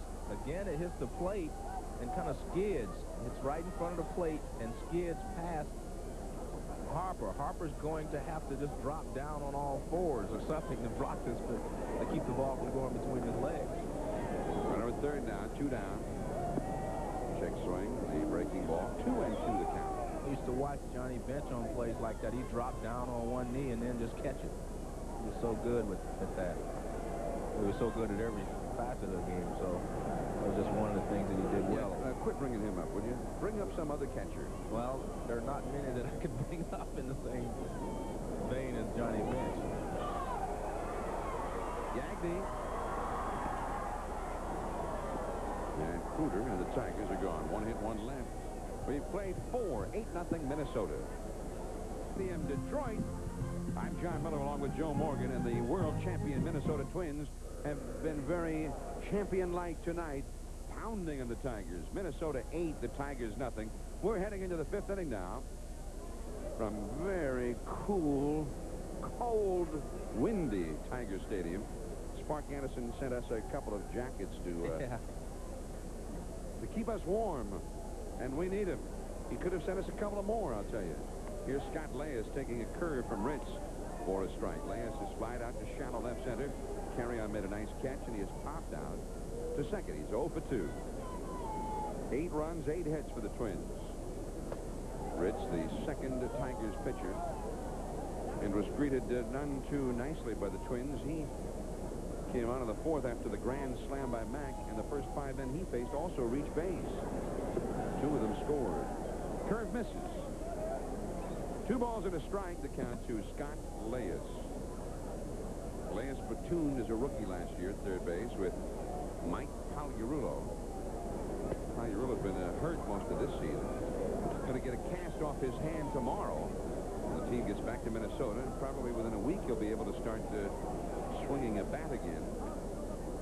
So Pagliarulo will be on his way back shortly, but Leyes has certainly held his own over there at third base. That's a strike, 3 and 2. And Leyes, one of the postseason heroes in Game 2 of the World Series in the 8th inning with a score tied, and Tom Glavine, National League Cy Young winner, he hit a home run to win that game. Bouncer to the right side, Phillips. And Leyes is out, number 1 here in the 5th. John, one of the things I like to do is look back at some of the greatest hitters who've ever lived and compare them, maybe not compare, but show some similarities between them and some of the modern day players. On your left, you have Ted Williams, who is probably the greatest hitter who's ever lived.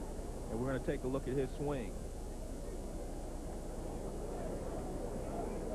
He swings a beautiful swing, and his weight ends up on his back leg. On your right, you have Kent Herbeck. His weight ends up on his back leg. Kind of similar there. I'm not comparing Kent Herbeck to Ted Williams in any way.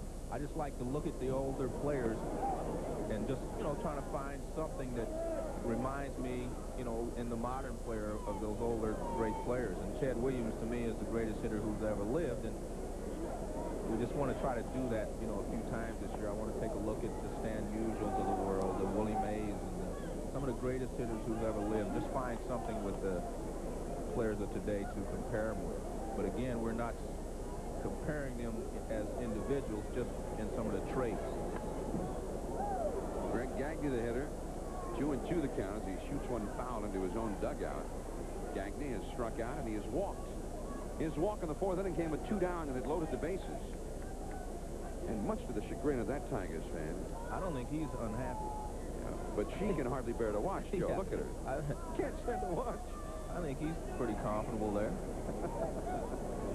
2 and 2 the count to Gagne. Foul tip held by Krueger, strike 3. 2 men down in the Minnesota 5th. We'll go to the top of the order for the man who has had a big night here, Shane Mack. Another point I want to make, John, about, Shane Mack and our discussion before the game. You just said, not hitting with enough power, Joe. I said, you have 5 home runs. What do you want?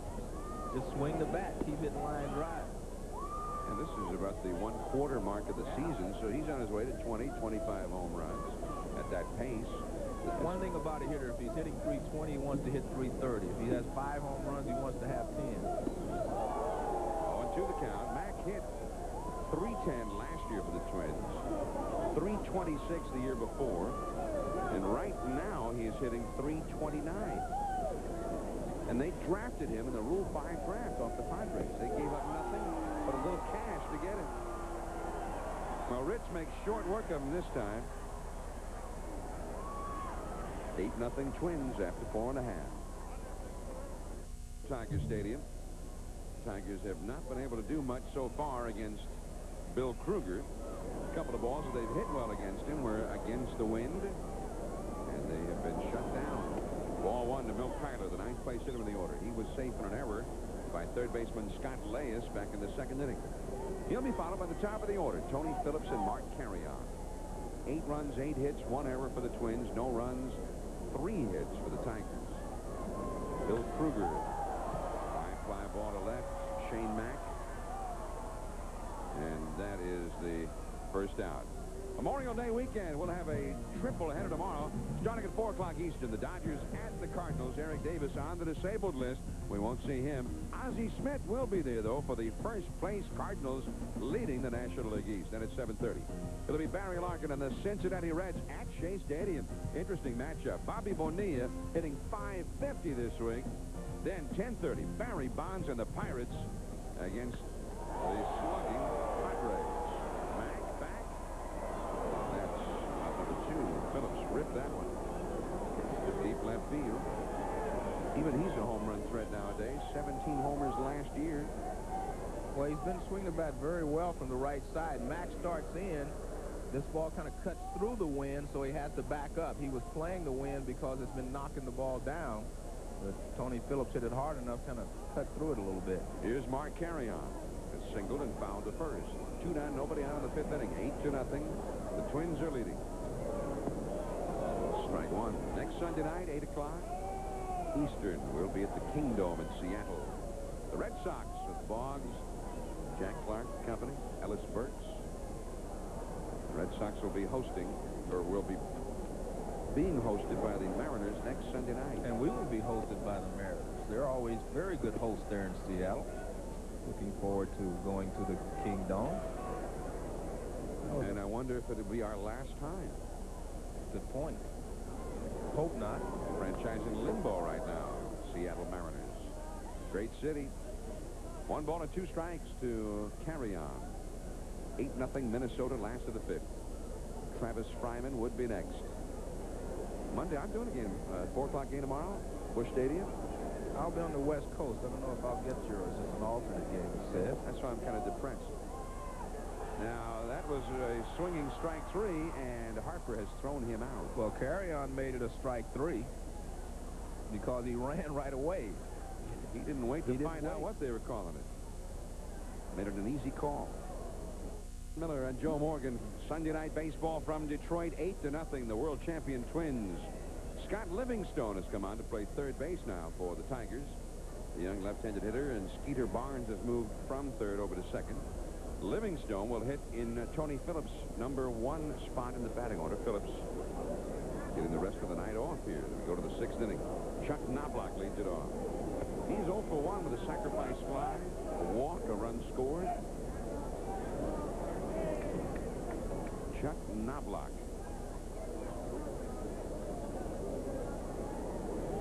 Knobloch has been held hitless in this series. Fryman from deep short. Ball throw and safe at first base is Chuck Knobloch. The one hopper fielded by Cecil over there. Knobloch gets out of the box very well, and he's hustling down the line. Fryman waits on the ball, then has to take an extra step, throws it low. And you can see there, very close play at first base. Very outplay at first base. Okay. All right. Knobloch with his first hit of the series, and he breaks an 0 for 9 stretch. Kirby Puckett, the hitter. He was hustling, so he got a reward for it. Now, what page of the rule book is that? Where you get a reward for hustling? Kirby Puckett has singled and scored, popped out, and had an infield single and scored. Curveball in the dirt. 1 ball, 1 strike to Kirby. Kirby has lifted his batting average now to .333. At the start of the day, Roberto Alomar, Toronto, led the league in hitting. .353. Kirby was 4th best in the league at the start of the day. Right through the middle and into center field.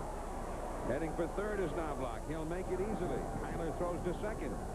Kirby has 3 hits. He's had a little dribbler on the infield, now a roller right through the pitcher. He's finding those holes, and now he will find a heater in the clubhouse. It's a breaking ball in the middle of the plate, and Puckett hits it into the middle of the diamond, right back through the box. Krueger is set up outside, but it's a curveball that goes right back up the middle. Nice try by Fryman, but the ball just skids on through into center field. Good hustle by Knobloch. He goes all the way around to third. And here is Chili Davis. Runners at first and third, nobody out. 0-1. Jarvis Brown, the pinch runner at first base, replacing Kirby Puckett. Chili Davis tonight is single, fly deep to center, and he is walked. Les Lancaster is up again in the Tiger bullpen. 8-0 Minnesota. 10 hits for the Twins. Twins have been something else this year when they've gotten as many as 10 hits in a game. What are they, like something like 21-5 or something? And I guess the case in point is not so much that they win when they get that many hits, it's that they get that many so often. They've played 41 games. They've had 10 or more hits now. This would be, what, the 27th time in this, their 42nd game. 1-2 to count.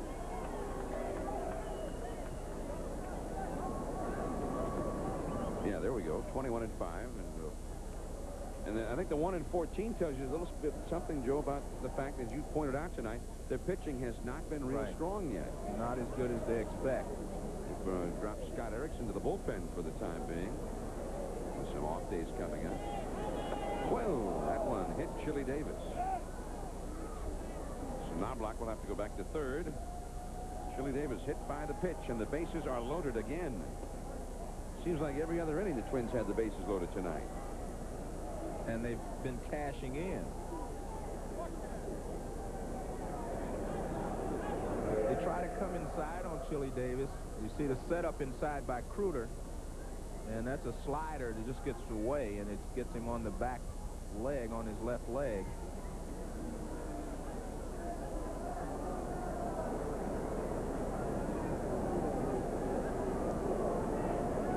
Now here is Brian Harper. He's walked and twice his single.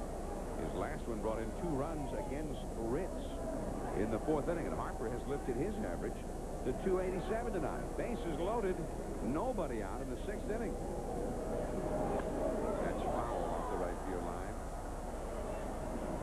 And it is 0-1. This is the 4th time that a Minnesota Twin player has come to bat with the bases loaded tonight.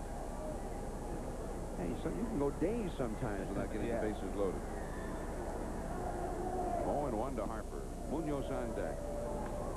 Down the right field line, foul. It is 0-2. Bases loaded with Knobloch, who singled at third base. Jarvis Brown, the pinch runner for Puckett, who singled at second base. And Chili Davis hit by the pitch, HBP, at first base. Sparky Anderson saying, you know, 1970, I remember when we used to do this to teams. 75, we did it a lot with the Reds. Shallow left field, that's going to be another base hit. 1 run is scored. Here comes Jarvis Brown speeding around third. He scores as the throw is cut off by Livingstone. It is 10-0 Twins. And Brian Harper, who had 3 hits here yesterday, has 3 more tonight and 4 RBIs tonight.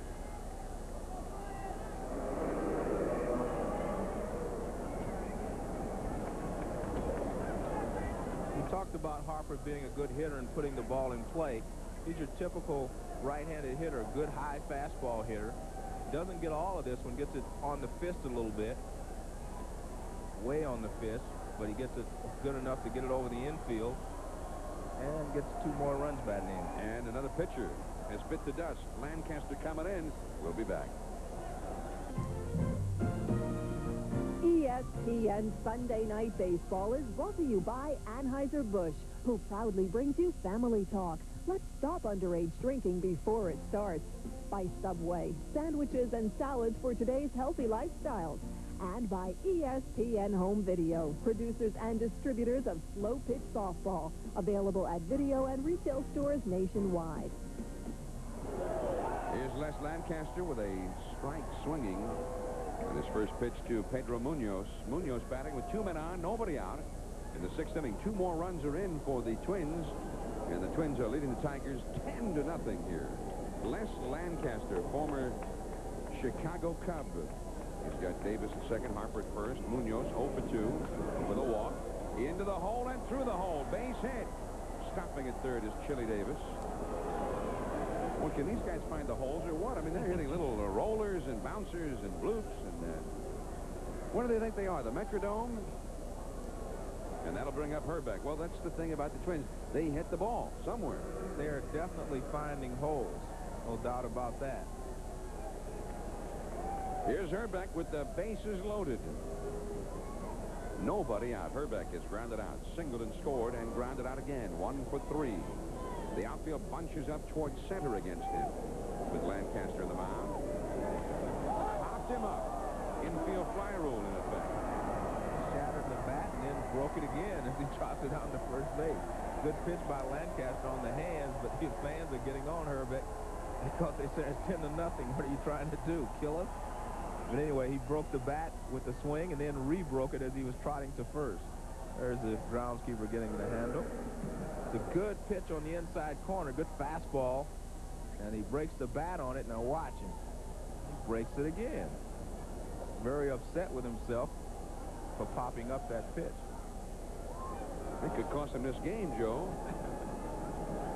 Well, the Twins just can't get a clutch hit tonight. Here's Scott Leyes, not since Lancaster came in anyway. This is the 5th time, by the way, that the Twins have had the bases loaded. And another base hit. Leyes with his first. Davis comes in to score. Harper will stop at third. And it is 11-0 Minnesota. Harper to third, Munoz to second, and Leyes with his first hit of the game and an RBI. His 13th RBI. Now, we're going to get a pinch hitter for the Twins.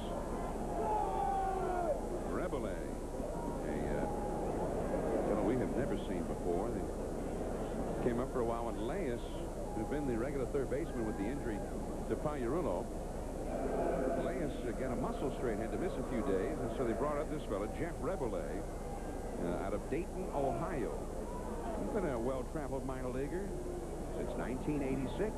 Been in the Twins organization. And now at age 28, he finally gets his first major league look. Bases loaded. 1 out. How many runs in? 3 runs in. 11-0. The Twins ahead. And Rebele takes a ball. Lancaster has not done well, to say the least, with the Tigers. He has been getting knocked around a lot. Look at him. And it's amazing because Lancaster has been a very good pitcher over the last few years with the Cubs. And the good thing about him, a lot of teams were really after him when the Cubs released him because he can pitch every day. He can pitch in relief. He can also be a starter for you. So far, he's pitched a lot, but not effectively a lot. 6.75 earned run average for the Tigers. And it is 2-1 to Rebele. Now, coming into this game, Lancaster in 26 2/3 innings gave up 31 hits, 17 walks, and 4 home runs. So look at that. Look at that. That's unbelievable. He's allowed almost every runner he's inherited to score. That is one of the worst figures like that I have ever seen. I'm going to ask for a Senate investigation on that one. That figure doesn't even seem possible. Well, it's even more amazing because, you know, he's pitching in the American League. A lot of people haven't seen him before. Well, and he's allowed one of the inherited runners tonight to score already. Well, that's a tough stat because there was a runner at third when he got here. Well, and there were 2 men on when he came in. actually, there were runners at first and second when it came on. Yeah. Right. He's allowed both of them to score. Sparky, is that a commentary on what he thinks of this game? I will not comment.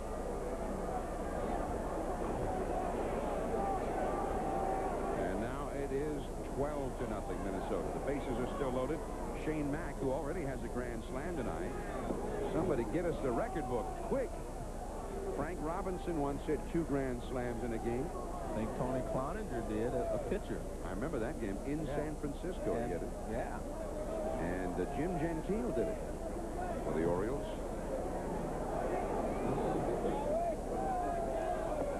And that is the ball, 2-0. Mack has doubled, starting a 2-run first inning rally. Grounded out. He's hit a grand slam in the 4th, sending Tanana to the showers, and he has struck out. 2 for 4. 4 batted in. Bases loaded. 4 runs in. Munoz at third. Leyes at second. Rebole at first. Foul. Now, Shane Mack with 1 grand slam already came back in the 4th inning. The score was only 2-0 with 2 down and Tanana on the mound. Out of here. And that the game has been going downhill ever since. Although the Twins are having a great time. 12-0 Minnesota leading the Tigers. No end in sight either. Bases loaded, only 1 out in the 6th inning. Strike 2, 2-2 the count. Tiger bullpen is getting busy again. There's Terry Crowley, the hitting instructor for the Twins. He's done a spectacular job tonight. The Crow, the king of swing. Used to be an outstanding role player, pinch hitter, deluxe for the Baltimore Orioles and a couple of other ball clubs. And it's a full count, 3-2 to Mack. Mike Munoz, the only left-hander in Sparky Anderson's bullpen, is warming up. 4 runs in. The Twins have not hit anything more than a single in this inning. It's just that they've hit 5 of those in this inning. 5 singles. Swing and a miss. He struck it out.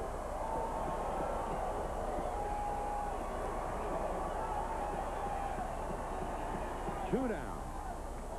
And Knobloch will come up. Most effective pitch for the Tigers tonight has been the high fastball. And we see it again right there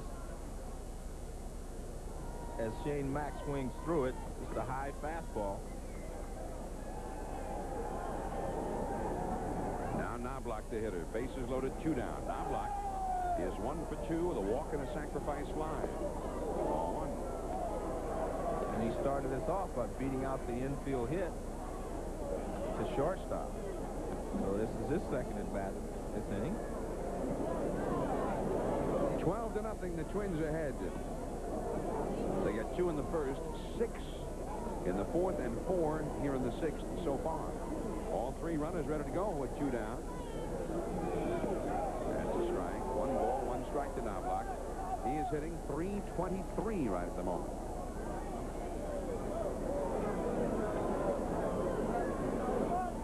Twins, this ball club is on its way home on a hot streak, even though they've hardly even played at home this year. Well, this could get serious. They've been on their way home 12 times tonight. Yeah, they certainly know the way. Yeah.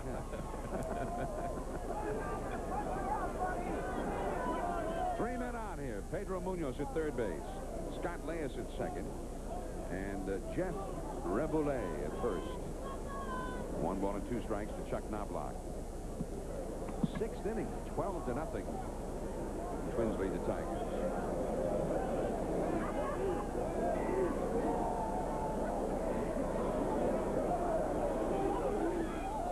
And here comes run number 13, rounding the stretch.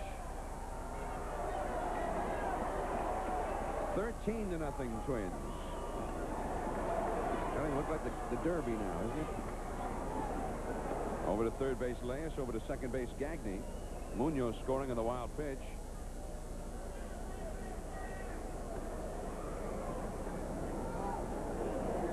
It's a breaking ball in the dirt.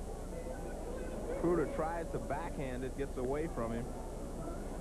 And in comes the 13th run for the Twins.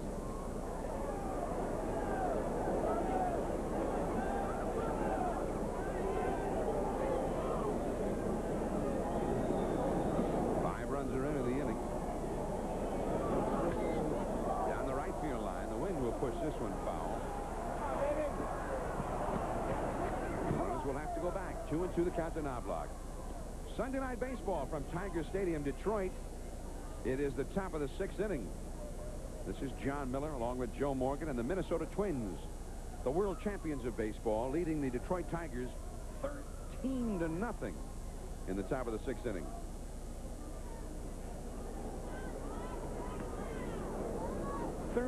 It's a lot of runs, especially in the weather like this. You don't figure that to happen except in a nice, warm afternoon or something at Tiger Stadium. There's a drive deep into left field, but Carrion is standing and waiting. He hardly had to move on that one. 5 more runs, 13-0 Minnesota. A rarity. There is another Sunday night game. It's in the Kingdome, where Cleveland had a 4-1 lead in an Albert Bell home run, and then Ken Griffey Jr. hits a long fly ball off of Kenny Lofton's glove. Might have missed it in the lettering there. That gets home Harold Reynolds, and now they have loaded the bases, and they've cut it to a 4-2 game in the 7th. Back to Tiger Stadium with John and Jim. All right, Gary, thank you. And we'll be at the Kingdome next week. Here's Travis Fryman down the left field line. That's in there for a base hit in front of Shane Mack. Fryman with his first hit of the game, and now the big man, Cecil Fielder, is coming up. 13-0 the score here.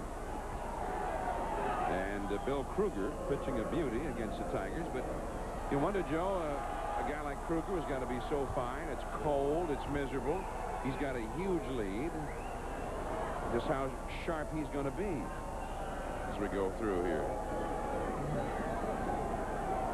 Chris Berman will be there tomorrow night at 7:30, right? The primetime game tomorrow night, Monday Night Baseball.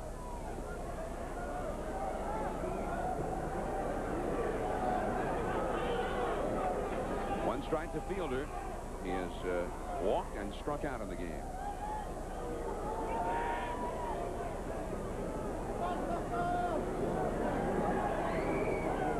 And it's a ball. 1 ball, 1 strike. By the way, the Twins with 13 runs in this game. The all-time Twins record for runs in a game is 20. Twins got 20 against Oakland in 1980. 1-2 to Fielder.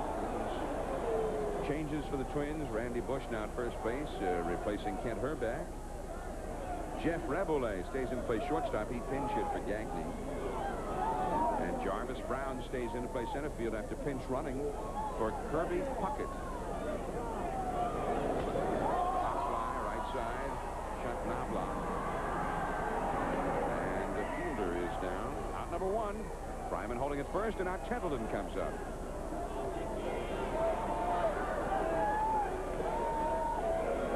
He actually handled Fielder well after the first at bat when he walked him. The high fastball in, has tied Fielder up, and he struck him out with it once.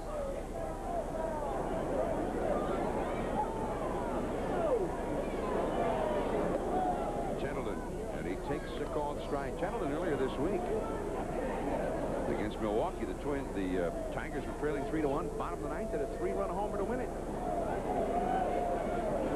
Mickey Templeton. There's a high drive to left field. Mack is all the way back. Now comes in a little bit. The wind holding it up. Out number 2. If the ball gets up high, the wind has a big effect on it. The low line drives, it's not affecting very much at all, but once it gets above the stadium or gets up real high, you're going to get some. It is an ill wind blowing no good for the Tigers tonight in their own ballpark. Here's Templeton. Good extension. I mean, it's a nice swing. He hits the ball well, but just gets it too high. Another afternoon or another day, the ball would probably go out of here.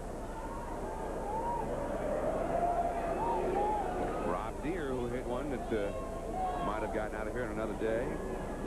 Well, you gave it to him, didn't you? Yeah. Yeah, you gave it to him. He got out of here today, according to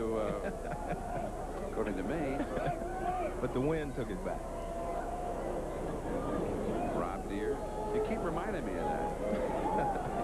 I have this cross to bear with you now. Look out. Ball right back near us. 1 ball, 1 strike to Rob Deere. Bill Krueger looking for his 5th win without a defeat. He's now thrown 101 pitches in the game. He's thrown a lot of pitches.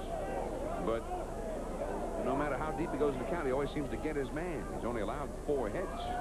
You have to remember one thing. It's uncomfortable for the pitcher out there as well as it is for the hitters in this type of weather.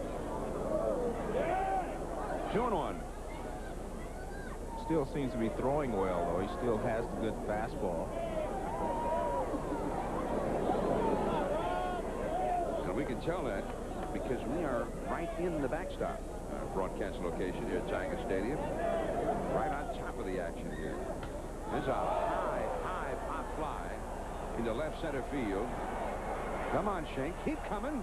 He's got it. 1 hit, 1 left. 13-0 Minnesota after 6.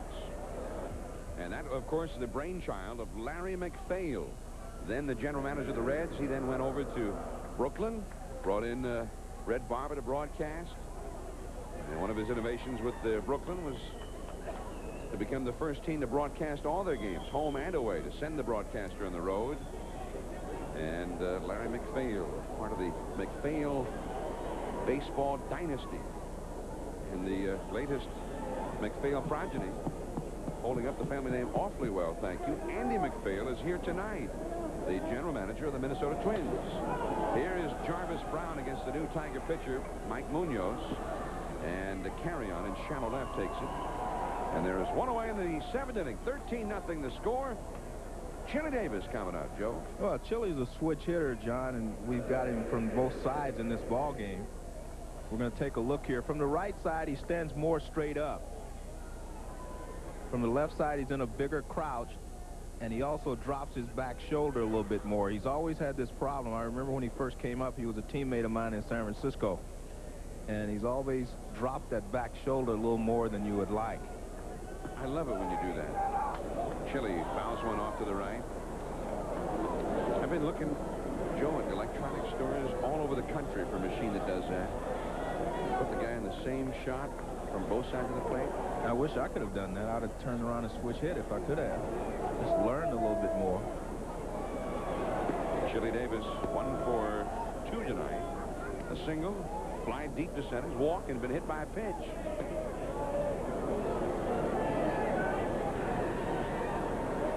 One ball, 1 strike to Chili. Frank Robinson was the manager of the San Francisco Giants in 1981, and he brought Chili to the major leagues at a young age. Base hit in the right center for Chili, his 2nd hit of the game.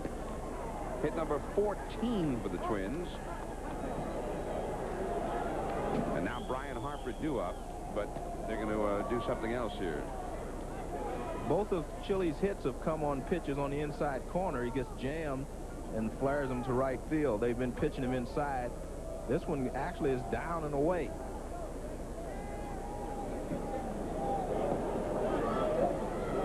There's a good pitch on the outside part of the plate, and he just goes the other way with it. We're going to get a pinch hitter as Chili Davis stands at first base. He's been on base 4 times tonight. And Lenny Webster will come up and bat for Brian Harper. Harper tonight went 3 for 3 with 4 RBIs and a walk while he was in there. Now Webster will bat. We're in the top of the 7th inning. John Miller and Joe Morgan from Tiger Stadium. Cold night. What happened to the start of summer here, Memorial Day weekend? As cold as it is for us up here, John, it's twice as cold for the Detroit Tigers. Sitting around watching this and chasing these balls the Twins are hitting. Chasing them indeed. It's interesting. With all of those runs on the board, 13 runs and 14 hits for the Twins, they've had only 2 extra base hits. That's a strike to Lenny Webster. The Twins have had 12 singles tonight. They've received 5 walks, a hit batsman, a wild pitch. The one strike delivery from Munoz. Curve is low and in. 1 ball and 1 strike to Lenny Webster. Munoz is on deck. We are a great broadcast location here at Tiger Stadium. The best in Major League Baseball. We are in the backstop here. You can hear things going on down in the field. Base hit. We hear conversations. Davis to second, and Webster with a pinch hit single. That's the 15th hit for the Twins. Everybody's doing it. And that'll bring up Pedro Munoz. Now, you see, hanging down from the second deck, right up in the backstop, that is where our broadcast booth is located here. Is that what that ESPN means there? Yeah, there we are. And see, that's Joe standing right there in his Tiger jacket. I got my Tiger jacket. Oh, that doesn't mean we're partial. Hey, they'll never give us a jacket again. Sparky gives us a couple of jackets to keep us warm. And they are getting hammered 13-0. Munoz the hitter. But, you know, you can hear conversations. You can hear things going on in the field. You hear arguments. And, of course, you see the pitches so beautifully. You really get a feel for how hard these guys throw in the big leagues. But I remember one time, 1974, broadcasting Oakland A's baseball in this park. First game of a twilight doubleheader on a Tuesday night, maybe 400 people in the park. Gene Tennis, for about the 5th time in a week, hit a foul ball off his left foot. I mean, his left foot looked like he had gangrene already. He's in the dirt in pain. Munoz takes a ball. And the trainer comes out, Joe Romo, to look at him, and Gino's just hollering and hurting. And I said something brilliant in the radio broadcast back to Oakland. It's something like, well, it's obvious that Gino is in a great deal of pain. Turns around, looks out to the booth, and says, oh, very observant. Can't hide anything from you, can I?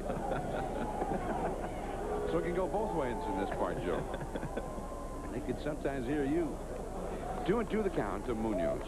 There is Tom Eatons in the Minnesota bullpen.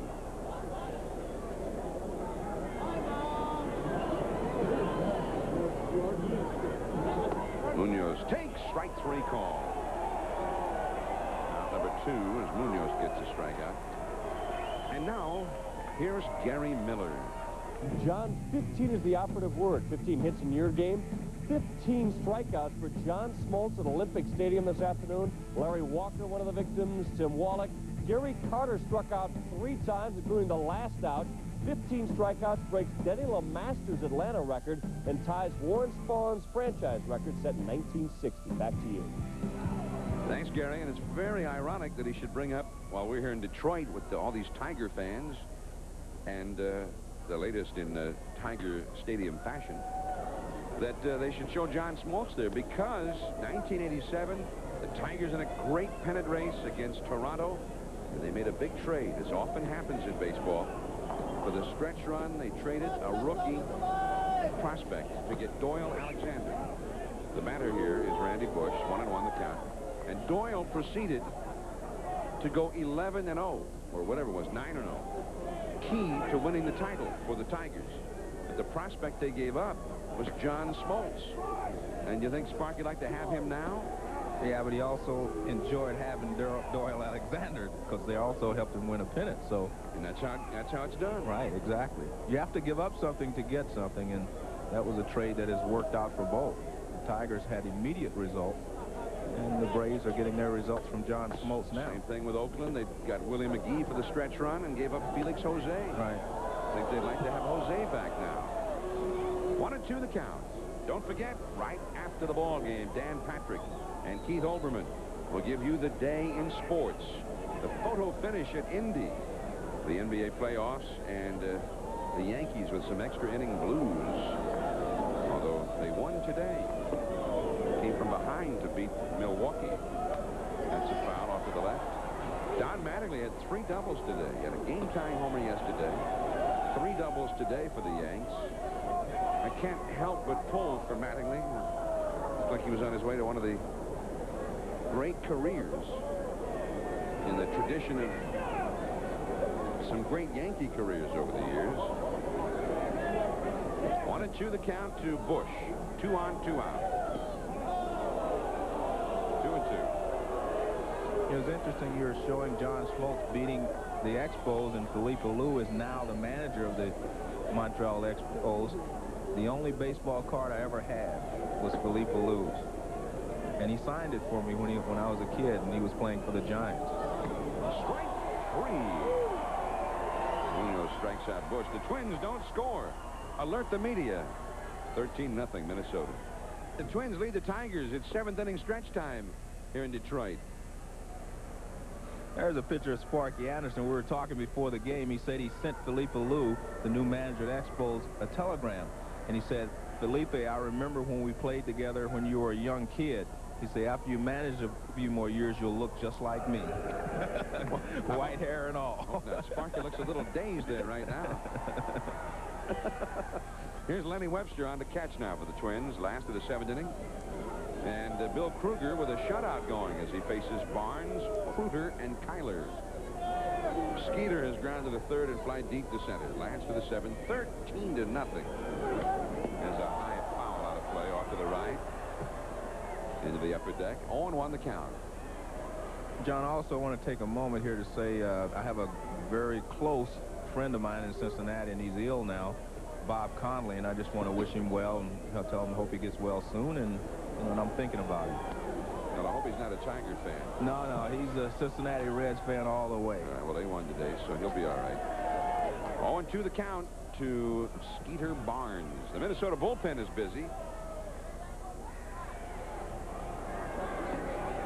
0-2 the count. And that is high and away. Yeah, I got traded to Cincinnati in 1972, and I got traded for a couple of favorite people there, Lee May and Tommy Helms. Very few people were welcoming me there. He came out and picked me up at the airport, and we were friends ever since. So I want him to hope he gets well soon. Get well, Bob. 1-2 pitch. Strike 3 called to Barnes. And, hey, nothing seems to rattle Bill Krueger tonight. This guy, I guess, he's been through too much over the years, Joe, to let anything rattle him by now. Well, he's throwing very well, and we talked at the beginning that he had to have control of his breaking ball, and he would throw it away from the right-handed hitters. Here's another example of it. Catches the outside corner. Beautiful pitch. Now Chad Krueger, the hitter. Krueger has singled and grounded to short. The Minnesota Twins, they lost Jack Morris. A few other people, they didn't attempt to re-sign, like Dan Gladden, their leadoff man. Strike 1 to Krueger. And yet they go out and they make the trade for Smiley. There were 4 20-game winners in the majors last year. 2 of them are on the Twins roster right now. That's Reveille from shortstop. And Krueger is out number 2. Well, neither one of those fellows, Erickson, a 20-game winner for the Twins, or Smiley, a 20-game winner for the Tigers, neither one is pitching well for Tom Kelly right now. Kevin Tapani, who was one of the best pitchers in the league the last 6 or 8 weeks last year, he hasn't pitched all that well as yet. And Rick Aguilera has blown some saves big time this year. And yet here are the Twins, after probably going through one of the roughest parts of their schedule this year, playing most of their games early this year on the road, and they are looking very strong. Heading home, only 2.5 out. One thing that happens, John, when you're trying to repeat as world champions, I've been through this myself, is that you expect everything to just fall in place the next year, and you pick up where you left off. And so it usually takes you a little while before you adjust and say, really put your nose to the grindstone and get back to where you were the year before. And Minnesota has done a great job of, keeping everyone in sight, so to speak. And now they're going to spend a lot of time at home, and that's where they expect to make up the ground.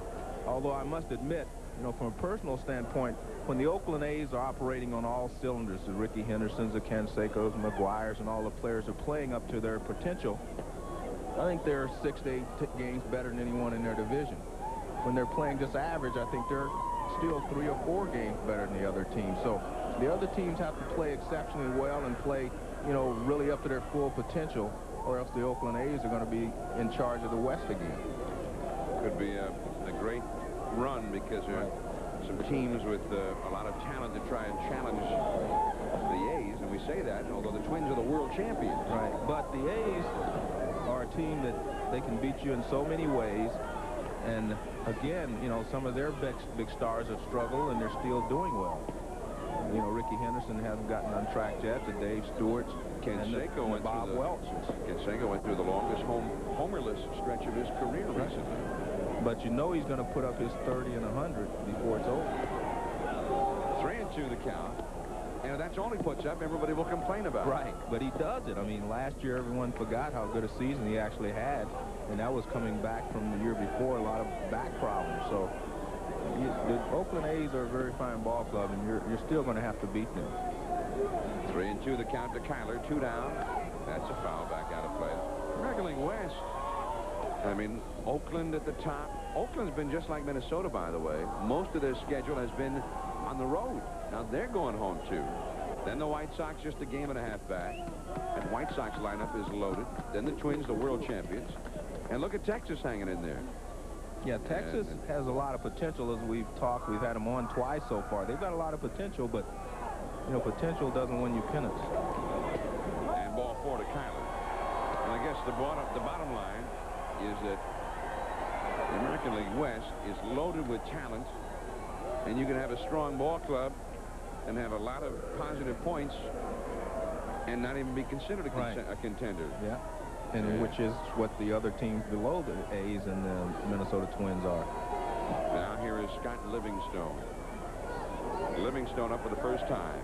Another future Tiger. Came up late last year, hit real well at third base, and with Trammell injured, you get kind of a look at the future with the Tigers, with Livingstone at third and Fryman over at shortstop. Could be the left side of the infield here for a while. The Tigers starting to look toward the future. They've got both Alan Trammell and Lou Whitaker could be free agents at the end of this year. There's a lot of talk around town that as the Tigers look to the future, Lou Whitaker, still a very fine second baseman, hits with power, still plays real well. They might have to think about trading him to get some prospects. That's an interesting point, because I thought another writer made a good point about that today. True, you know, it may be practical to trade Lou Whitaker, but he hopes they do not, simply because, you know, there is still some sentiment and loyalty in the world, and Lou Whitaker has been loyal to this franchise and been here. The same with Alan Trammell. But what do you do? And when you look at it from a Tiger point of view, meaning management, how long do you keep both Trammell and Whitaker here together? I mean, you have to look to the future, as you're saying, and I think the Tigers have to do that right away. One of their problems, I think, on their pitching staff, they have some guys that are too old and some players that are too young. You know, they don't have the right mixture there. Strike 3 called to Livingstone, and he has a hard time believing it. Sports Center comes up right after the ball game. If you just tuned in, stay tuned. Right now, we've played 7 innings of Sunday night baseball. The Twins way out in front.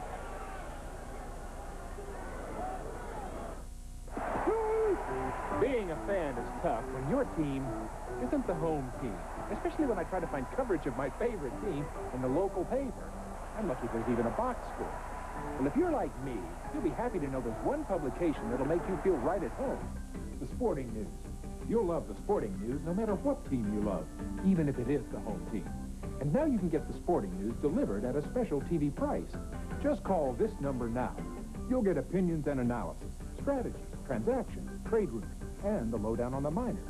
Plus football, basketball, and hockey all year long. Call now to take advantage of this special TV offer on the Sporting News.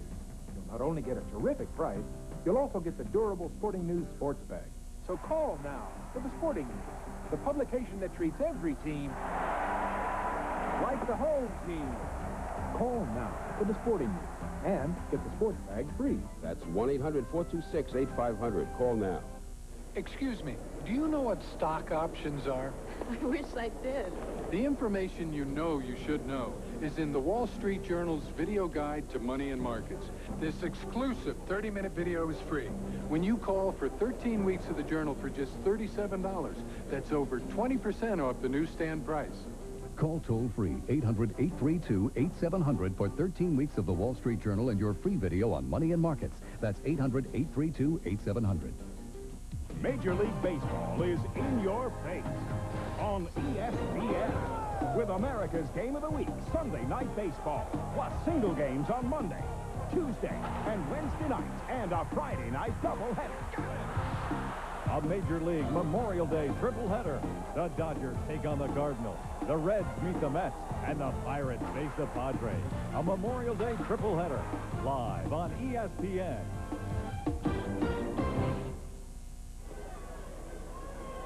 Celebrate the holiday with a baseball triple-header on ESPN tomorrow, 4 o'clock. I'll be there with Buck Martinez at 4 Eastern at Busch Stadium, St. Louis to get it started. The Dodgers and the Cardinals. Here is Scott Leyes taking ball 1 from Munoz. It is 13-0. Minnesota is leading the Tigers. Leyes got in on the action back in the 6th inning. He singled home a run to get an RBI. Let's see. Every Twin who started except for Gagne got a hit tonight. And Leyes has 2 hits. Number 16 for Minnesota. Tiger Stadium in Detroit. And the future of this ballpark. Rather controversial now, but a lot of interesting aspects of the ballpark. The upper deck in right field, very reachable, and it also overhangs the lower deck. That's the look if you're standing right beneath the upper deck, near the foul pole. It overhangs by maybe 10 or 11 feet, the lower deck. And, of course, the bullpens. Not the best view. You're stuck down in those bullpen dugouts. Up the middle, and Rebole has a hit. Jeff Rebole singles to center. Now, if you're sitting in those bullpens, that's the view of this game. You know, you've got to take a radio or something down there with you. You got to order cable if you sit in that bullpen. And then out in center field is the flagpole in the field of play.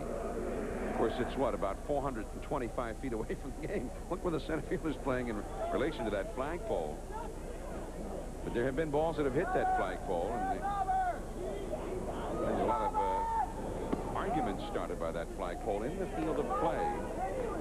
Here is Gene Larkin now, pinch hitting for Shane Mack.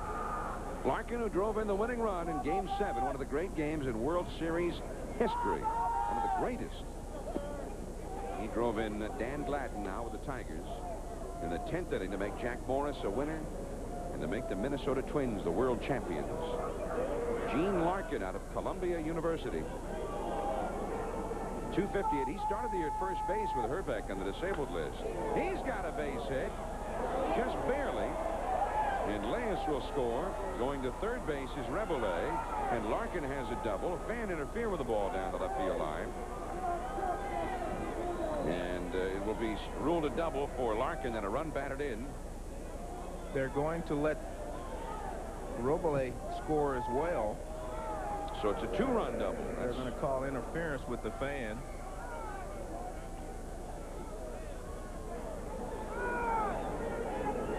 Here comes the fight now. This young fellow wants the baseball.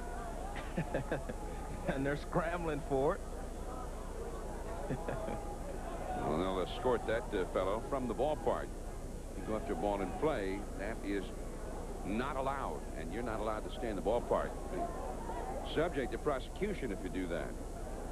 On fan interference, it is up to the umpires to decide to the best of their ability what would have happened. Tigers, Travis Fryman and Scott Livingston have been talking this over with third base umpire Rick Reed, and now Sparky Anderson will come out also. The score is now 15-0. But the umpire just has to say, I believe that this would have happened if the fan did not interfere. It is not a ground rule. A lot of people will say that that's a ground rule double. It has nothing to do with the ground rule. Well, it's an interesting ruling, though, John, simply because he had stopped at third base. And that's what Sparky's saying. The fan interfered, made it take a little longer for my guy to pick up the baseball, and he had still stopped at third, so there should not be any, if there's interference, I mean, the guy should have only been given third base. I think that's what Sparky's saying. I agree. Because he definitely had stopped at third. Sparky loses this argument. Sparky doesn't usually argue very much. He really goes out and asks a question. You know, usually you see just the opposite ruling, though. Yeah, exactly. I've seen one of the guys should have been allowed to score, and they make him go back. Make him go back. I agree. That one, that's unusual there because, like I say, the guy, Rebole, had stopped at third. Here's Chuck Knobloch. And it's a strike call to the outside corner. Knobloch is 1 for 3, 2 runs scored, and a run batted in tonight, hitting .321. 15-0, the Twins ahead. Nobody out here in the 8th inning. 13,789 the paid crowd tonight. And most of them are not here any longer. 0-2 the count. I was going to ask, that was my next question. How many have stayed here to watch their entire ball game? Out of the 13,000? Yeah, out of 13,000. Yeah, I think 789. Okay. Sports Center next. Next. But not, I mean, immediately next. We've still got to finish the ball game here. We're in the 8th inning. And I wonder how it's going to turn out. Twins do not look like they're about to slow up. They lead 15-0. You know, Frank Tanana started tonight for the Twins. I worked the game 1980 when Tanana was still, yep, she's not leaving. Tanana was still with the California Angels. The game was at Fenway Park. Tanana went into the bottom of the 9th inning leading 20-0. No. Yeah. He was ahead 20-0. And then he gave up a 2-run homer to Dave Stapleton to make the final 20-2. It would have been the worst shutout loss in the history of the Red Sox. But Tanana gave up the home run in the 9th inning. Tom Kelly's used up his entire bench tonight, giving his regulars a little rest and giving some at-bats to those guys off the bench. Kelly is very adept at that. Cecil, he's got it from his knees, and Munoz gets the put out at first. Oh, Nelly. That was a nice play. Beautiful. I mean, if you make that play in a 1-0 game, they're giving him a standing ovation. That was really a nice play. Cecil's just kind of standing over there, you know, 13-0. Then they chop it down the line, and he got the bad hop. It stayed down. It didn't bounce up. It stayed down. That's why he had to get down on it and ended up throwing from his knees. Get down, Cecil. Down. Now get up. One out. Larkin at third base, and Jarvis Brown, the hitter, and he takes a strike. 0-1. 15-0 Minnesota leading.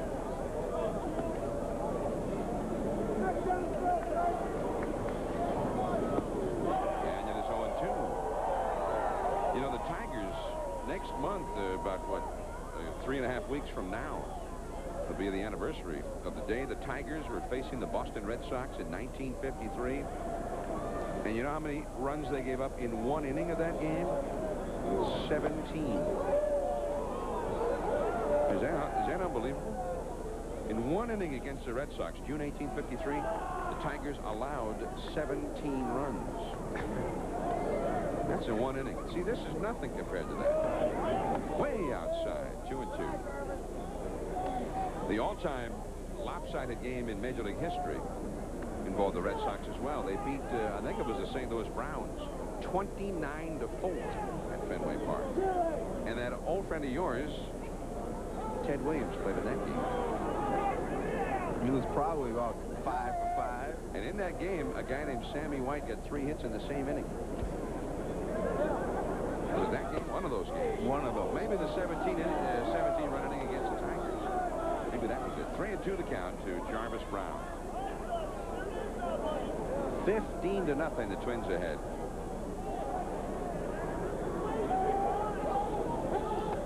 And a ball 4 to Jarvis Brown. He walks. The earlier flight out. 6th walk allowed by Tigers pitching. Munoz, the 4th Tiger pitcher of the game. Chili Davis comes up. Chili's had 2 singles. He's walked. He's been hit by a pitch. He's driven one deep to center. 15 runs for Detroit. 18 hit for Minnesota. 15 runs and 18 hits. The Twins were already leading the majors in hitting. And now that'll go up. Look out down there. 0-1. Just wanted to see if you're still awake. Twins, by the way, had got 15 hits in a game 1 week ago today at Cleveland. That was their season's high. And 10 runs had been their season's high. Well, they have 15 runs and 18 hits in the same game. Both season's highs. Right field. The catch by Deere. The throw home. Here's the play. Double play. Krueger blocked Larkin right off the plate. And that's not exactly what you want in a cold weather like this if you're Larkin to have to crash into the catcher. Deere comes in, makes the catch, makes a fine throw to the plate all the way in the air and right on line. And Krueger blocks the plate And tagged Larkin out. We're going to get a new pitcher with the Twins. We'll tell you about him when we come back. Red Devil enamel. You can always count on its durable finish. Harder than ordinary paints, its beauty lasts and lasts. Red Devil enamel for the finish of a lifetime. Want to win a free trip to Cancun, Keystone Resort, Hawaii, or Florida? Just find the Energizer Bunny. Not here, here, in specially marked packages of Energizer batteries. And you could win one of thousands of prizes, the Energizer Sweepstakes. If he's in there, you're out of here. No purchase necessary. Void where prohibited. Must be 18 years or older to play. Entrance must be of human origin. Not applicable if used during a total eclipse of the sun. 2 outs. Tying run on second. He's got power. He hits to the gap. Move.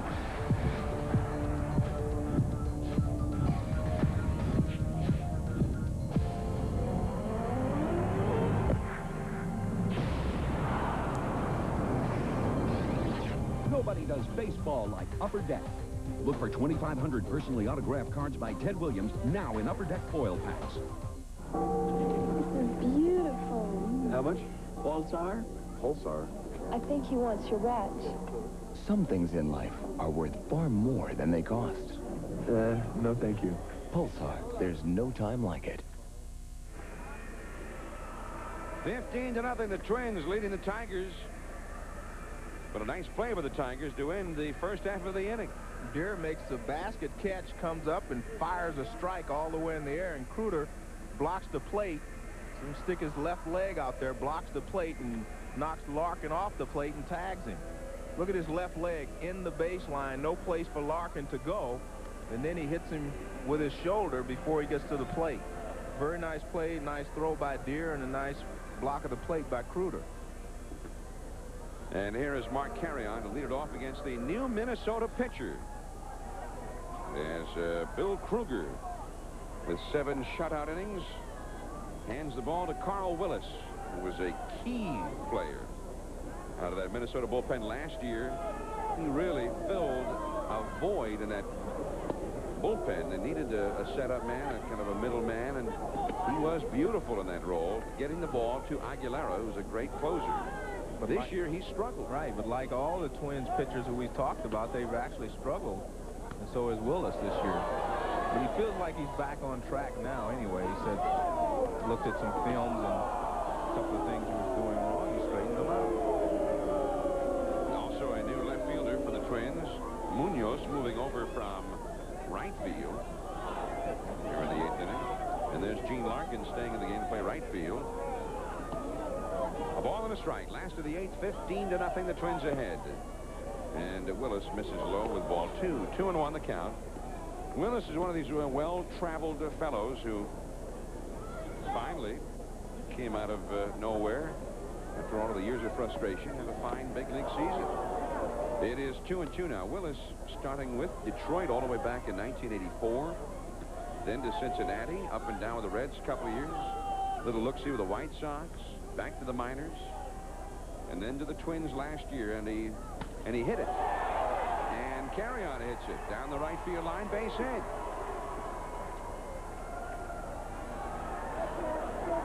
Right after the game, Sports Center on ESPN. In your face. Yeah, Dan Patrick and Keith Olbermann. In your face, buddy. Here is Travis Fryman. You know, Joe, you mentioned when Shane Mack hit a grand slam tonight, had another bases loaded at bat later in the game. You mentioned Tony Cloninger, the 2 grand slams in one game. And he was a pitcher with the Braves. He did it at Candlestick Park. The Braves won that game at Candlestick 17-3. And Cloninger, in addition to the 2 grand slams, drove in another run. He had 9 RBIs himself in that game. On the third base line, and that is foul. 0-2 the count. And Fryman tonight 1 for 3. Fielder on deck. Yeah, Cloninger could really swing the bat. You know, I mean, sometimes strange things happen in baseball. 1978, when the Toronto Blue Jays were in their 2nd year of existence, Hits a ball low from Willis. They're playing the Baltimore Orioles. You know, Orioles, great pitching, established franchise, pennant contender. And one night in 1978, the Blue Jays beat the Orioles 24-10. I mean, does that make sense? And the best pitcher the Orioles put out there that night, Elrod Hendricks, a catcher. A ball and 2 strikes to Fryman. Yeah, these people are not leaving. They have not given up the hope that the Tigers will do something in this game. Wouldn't want to leave and then see that they scored 16 runs right after you left. Is that what they're staying for? No, I think they're just staying to watch the ball game. They like it. Yeah, I don't think they feel the Tigers are going to come back. Broken bat looper. That's a short hop by Rebele. And double play. That was a nice turn at second base by Knobloch. Nice play by Rebele to backhand it on the short hop. But that was a fine double play. Again, if these plays are made under different conditions, they look great. See, that's a tough play. Now look how quickly he gets the ball to second base. Knobloch comes across, fires to first. Double play. Here is Cecil Fielder. Nice play again, started by Rebele. Knobloch comes across the bag, cheats a little bit, and he gets his man at first. Fielder with a huge swing. 0-1. Fielder has walked, struck out, and popped to second. 51 homers 2 years ago, 44 last year. He's got 8 so far this year. Looking for that first big streak of home runs. Did he swing? Yes. Yeah. 0-2 the count. Coble on the field made the call from first base. Fielder looking a little frustrated. Well, the pitch was way off the plate inside, so he's upset with himself for even starting after it. That's a foul ball off the foot of Fielder. 0-2 the count. Fielder would like to get himself going here. He has been something extra special these last 2 years. You know, last year his home run total was down a little bit to 44 from 51, but his RBI total increased. Well, he became a better hitter last year than the year before. But that was out of necessity, because you had 50-something home runs. Next year they're going to pitch you so tough, it's unbelievable. So to have back-to-back years like he had is really amazing. The shortstop, Rebele, with a high hop. And Fielder goes down. We're heading to the 9th inning now. It is Minnesota 15, the Tigers nothing. I know I should use a tartar control toothpaste, but mine tasted too strong. Introducing mild-tasting Tartar Control Crest Smooth Mint Gel. You were right about that crest. My mouth thanks you. It's tough on tartar, soft on you. If you don't like the looks of your car, shoot it with Son of a Gun from STP. Shoot the dash, seats, tires, and roof. Son of a Gun protecting. Man, what a difference. Wild and tangy. There's a new Pringles. Barbecue. Pop the wild, tangy taste of new Pringles barbecue. This is light. Pringles Light. These are light? Let's put Pringles Light up against these bag chips. There's 25% less fat in Pringles than in these. And they're a lot less greasy. Once you pop, you can't stop. They're tiny portraits of a people with personalities as varied as our own. They sing of our heroes, echo with our history. There are as many reasons to love stamps as there are people who love them. These are stamps worth saving. Ask for the baseball stamp at your post office now. Major League Baseball triple-header tomorrow, exclusively on ESPN, 4 o'clock Eastern. The Dodgers and the Cardinals. The Dodgers really struggling. Now Eric Davis is on the DL. The Wizard, Ozzie Smith, and the first-base Cardinals, 7:30. Barry Larkin, the Cincinnati Reds, loaded with talent. And the Mets, Bobby Bonilla, red hot. Then at 10:30, the Pirates and Barry Bonds against the Padres. And those 4 300 hitters led by Fred McGriff, the slugger. ESPN. He doesn't look like he has much conviction behind that sign, though, does he? Here we go now. Top of the 9th inning. It'll be Webster to lead it off, followed by Pedro Munoz and Randy Bush against Mike Munoz. 15-0, the Twins are ahead. 15-0. I was going to ask you again. You sure? We usually have extra inning games 2-1 or 4-3. This is maybe our first big blowout, isn't it? A couple of years. We had one once, Toronto at Milwaukee. The first year of Sunday Night Baseball. It was kind of lopsided. Rob Deere and Webster is out number 1 here in the 9th inning. Bill Krueger, the starter for the Twins tonight, and he was outstanding. He'll get his first win. I'm gonna go out and limit, say that he will, predict that he will. 7 shutout innings, 7 strikeouts, and he lowered his earned run average to 1.86. And he continues to be the man in that Minnesota rotation. I mean, he has given them a strong outing almost every time out. I was talking to Andy McPhail, you know, before the ball game, and he was saying, there you see Sean Hare over at first base. He was talking about the fact that the great thing for the Twins the last couple of years is they've been able to ride on one pitcher early in the year until everyone got their act together. And this year has been Bill Krueger. Last year, of course, Scott Erickson was just unbelievable the first half. And Bill Krueger has kind of filled that role for them. And he figures that the rest of them will get their act together and the Twins will be on their way again. That's a strike. 2-1 to Pedro Munoz. 1 for 4 with a walk and a run batted in. I mean, this is a club had 2 20-game winners from last year, Erickson and Smiley. Tapani, 16-game winner. And the guy who's keeping the staff together is Bill Krueger, who was with the Seattle Mariners, who just let him go. Right. I mean, they got nothing for him. And the Mariners, the thinking goes, and they cleared the salary decks to make way for Kevin Mitchell's salary. They did not re-sign 3 different pitchers. They couldn't afford them. Scott Bankhead, and there's another guy I'm thinking of, Rob Murphy, left-hander, and this fellow, Bill Krueger. Well, and they could use those guys right now. They could use Krueger. They could definitely use them. I don't understand the philosophy about the money simply because Billy Swift, Mike Jackson, and Dave Berber all went to the San Francisco Giants, and you add all 3 of those up, they should have been able to afford Mitchell right there. But they trade those 3 pitchers, and then they let 3 others go and got nothing for them. That's 6 pitchers they had to replace. And that's what I'm saying. That's not a good deal there. Right after Sunday Night Baseball, after John Miller and Joe Morgan wrap it up. Stay tuned for Sports Center, which follows with Dan Patrick and Keith Hoberman. Here's Randy Bush, and he takes low. It's interesting, John. You take a look at the Giants now, you know, with Kevin Mitchell gone. Last year was Mitchell, Clark, you know, and Matt Williams, the 3 big sluggers in their lineup. Now they've become a pitching-oriented team in that they were leading the National League going into the weekend, you know, on their run average. Billy Swift, of course, is 6-0 and has done a great job, you know, coming over.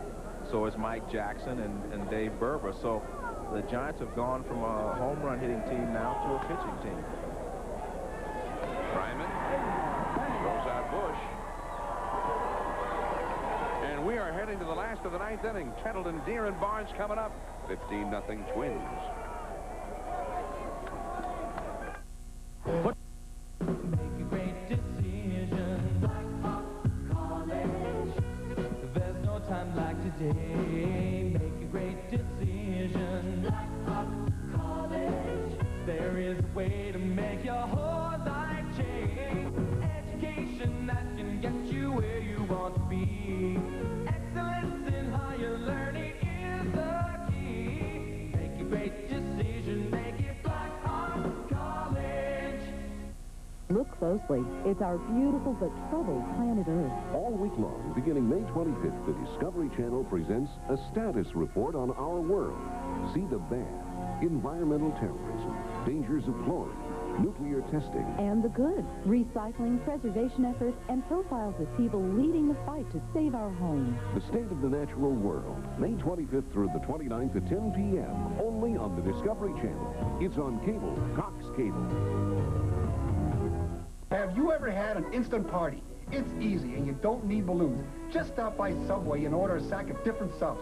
Take them home and slice them up and serve them family style. It's more fun because everyone gets a taste of everything. So if you need to feed 100 people on short notice, if unexpected guests drop by unexpectedly, or you just don't feel like cooking dinner tonight, pick up a sack of subs at Subway. We specialize in solving emergencies with food. For more information on these and other fine sandwiches, visit the Subway near you. Twins 15. Tigers nothing. Sunday night baseball from Detroit. The College World Series begins this Friday, May 29th. From Omaha, Nebraska. 4 o'clock Eastern, the first game. And we hope you'll make your plans to tune in again for the College World Series. So many players you see in the College World Series end up in the big leagues soon thereafter. A lot of good ones. Here's Bob Kipper, the former Pittsburgh Pirate. Both he and John Smiley, former Pirates, now with the Twins. Mickey Templeton, the hitter. Fouls one back off to our right. And it is 0-1. That ball hit off the net in front of Ernie Harwell's old booth, the WJR radio booth here at Tiger Stadium, where Ernie no longer reigns. There is Rick Riz on the right, and on the left, just above the W, that is Bob Rathbun, the two new voices of the Tigers, and very fine broadcasters. Rick Riz for many years with the Seattle Mariners, and I think that the fans here gave him a chance that he'll grow on them, and over the years they'll be well served by Rick Riz, the new radio voice of the Tigers, and Ernie Harwell with Paul Carey. Partners here for a long, long time. Two great broadcasters, two great gentlemen, and they're very much missed here in Detroit. 2-1 the count to Templeton. There's a high drive down the left field line into foul ground and unplayable for the left fielder Pedro Munoz. 2-2 to Mickey Templeton. Mickey Templeton, this guy was with Oakland, and they decided that Terry Steinbach was their catcher of the future, and they got rid of Mickey. And Baltimore signed him, but only as a AAA player. They brought him up in the end of April in 1988 in a terrible year. They liked what they saw from Mickey, had his best year ever. And in 1989, when the Orioles made a great resurgence, Mickey Templeton in some ways led the way. He had 26 home runs that year and missed a month of the season on the disabled list. Made the All-Star team. Then had a very poor season the year after, and the Orioles traded him. Hot fly, backpedaling his Knobloch. Ended up being a great trade for the Tigers. Templeton hit 31 home runs last year. Not many catchers do that.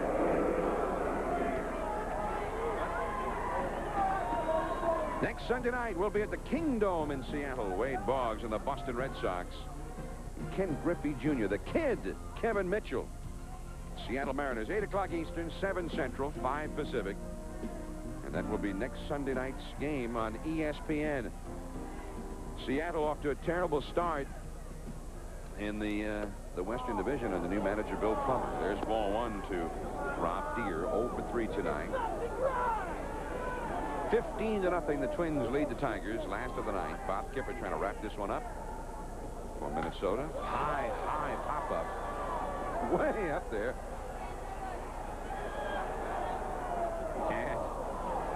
And Knobloch, what a play. No joke.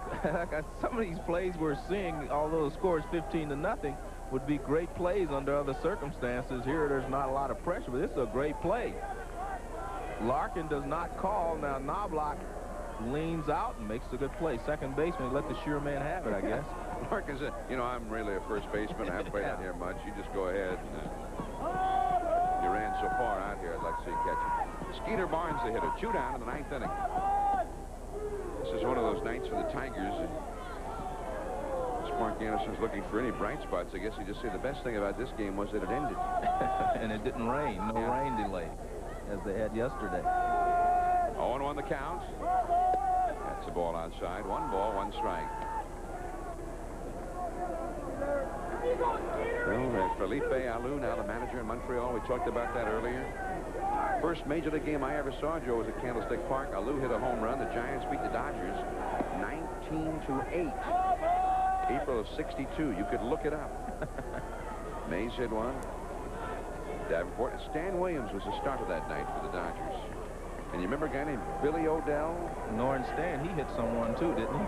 I don't know, but he walked a lot of guys. I know that. Ground ball to shortstop. Reboulet. Lovell to first, and the game is over. The Twins have won it 15-0, and they're heading home for a good long time now. Right in the thick of things, the world champions beating up on the Tigers tonight. They take this series 2 out of 3. 15-0 the final. And next week, we will be at the Kingdome in Seattle. The Mariners and the Red Sox, Boggs and Griffey, Mitchell and Clark. A lot of interesting players in that one. From the Kingdome in Seattle next week. Now stay tuned. Sports Center comes up next. Now this is John Miller for Joe Morgan. Thank you for joining us tonight. Final score once again, the Twins 15 and the Tigers nothing. Krueger the winner over Tanana. Now from Detroit. Good night, everyone.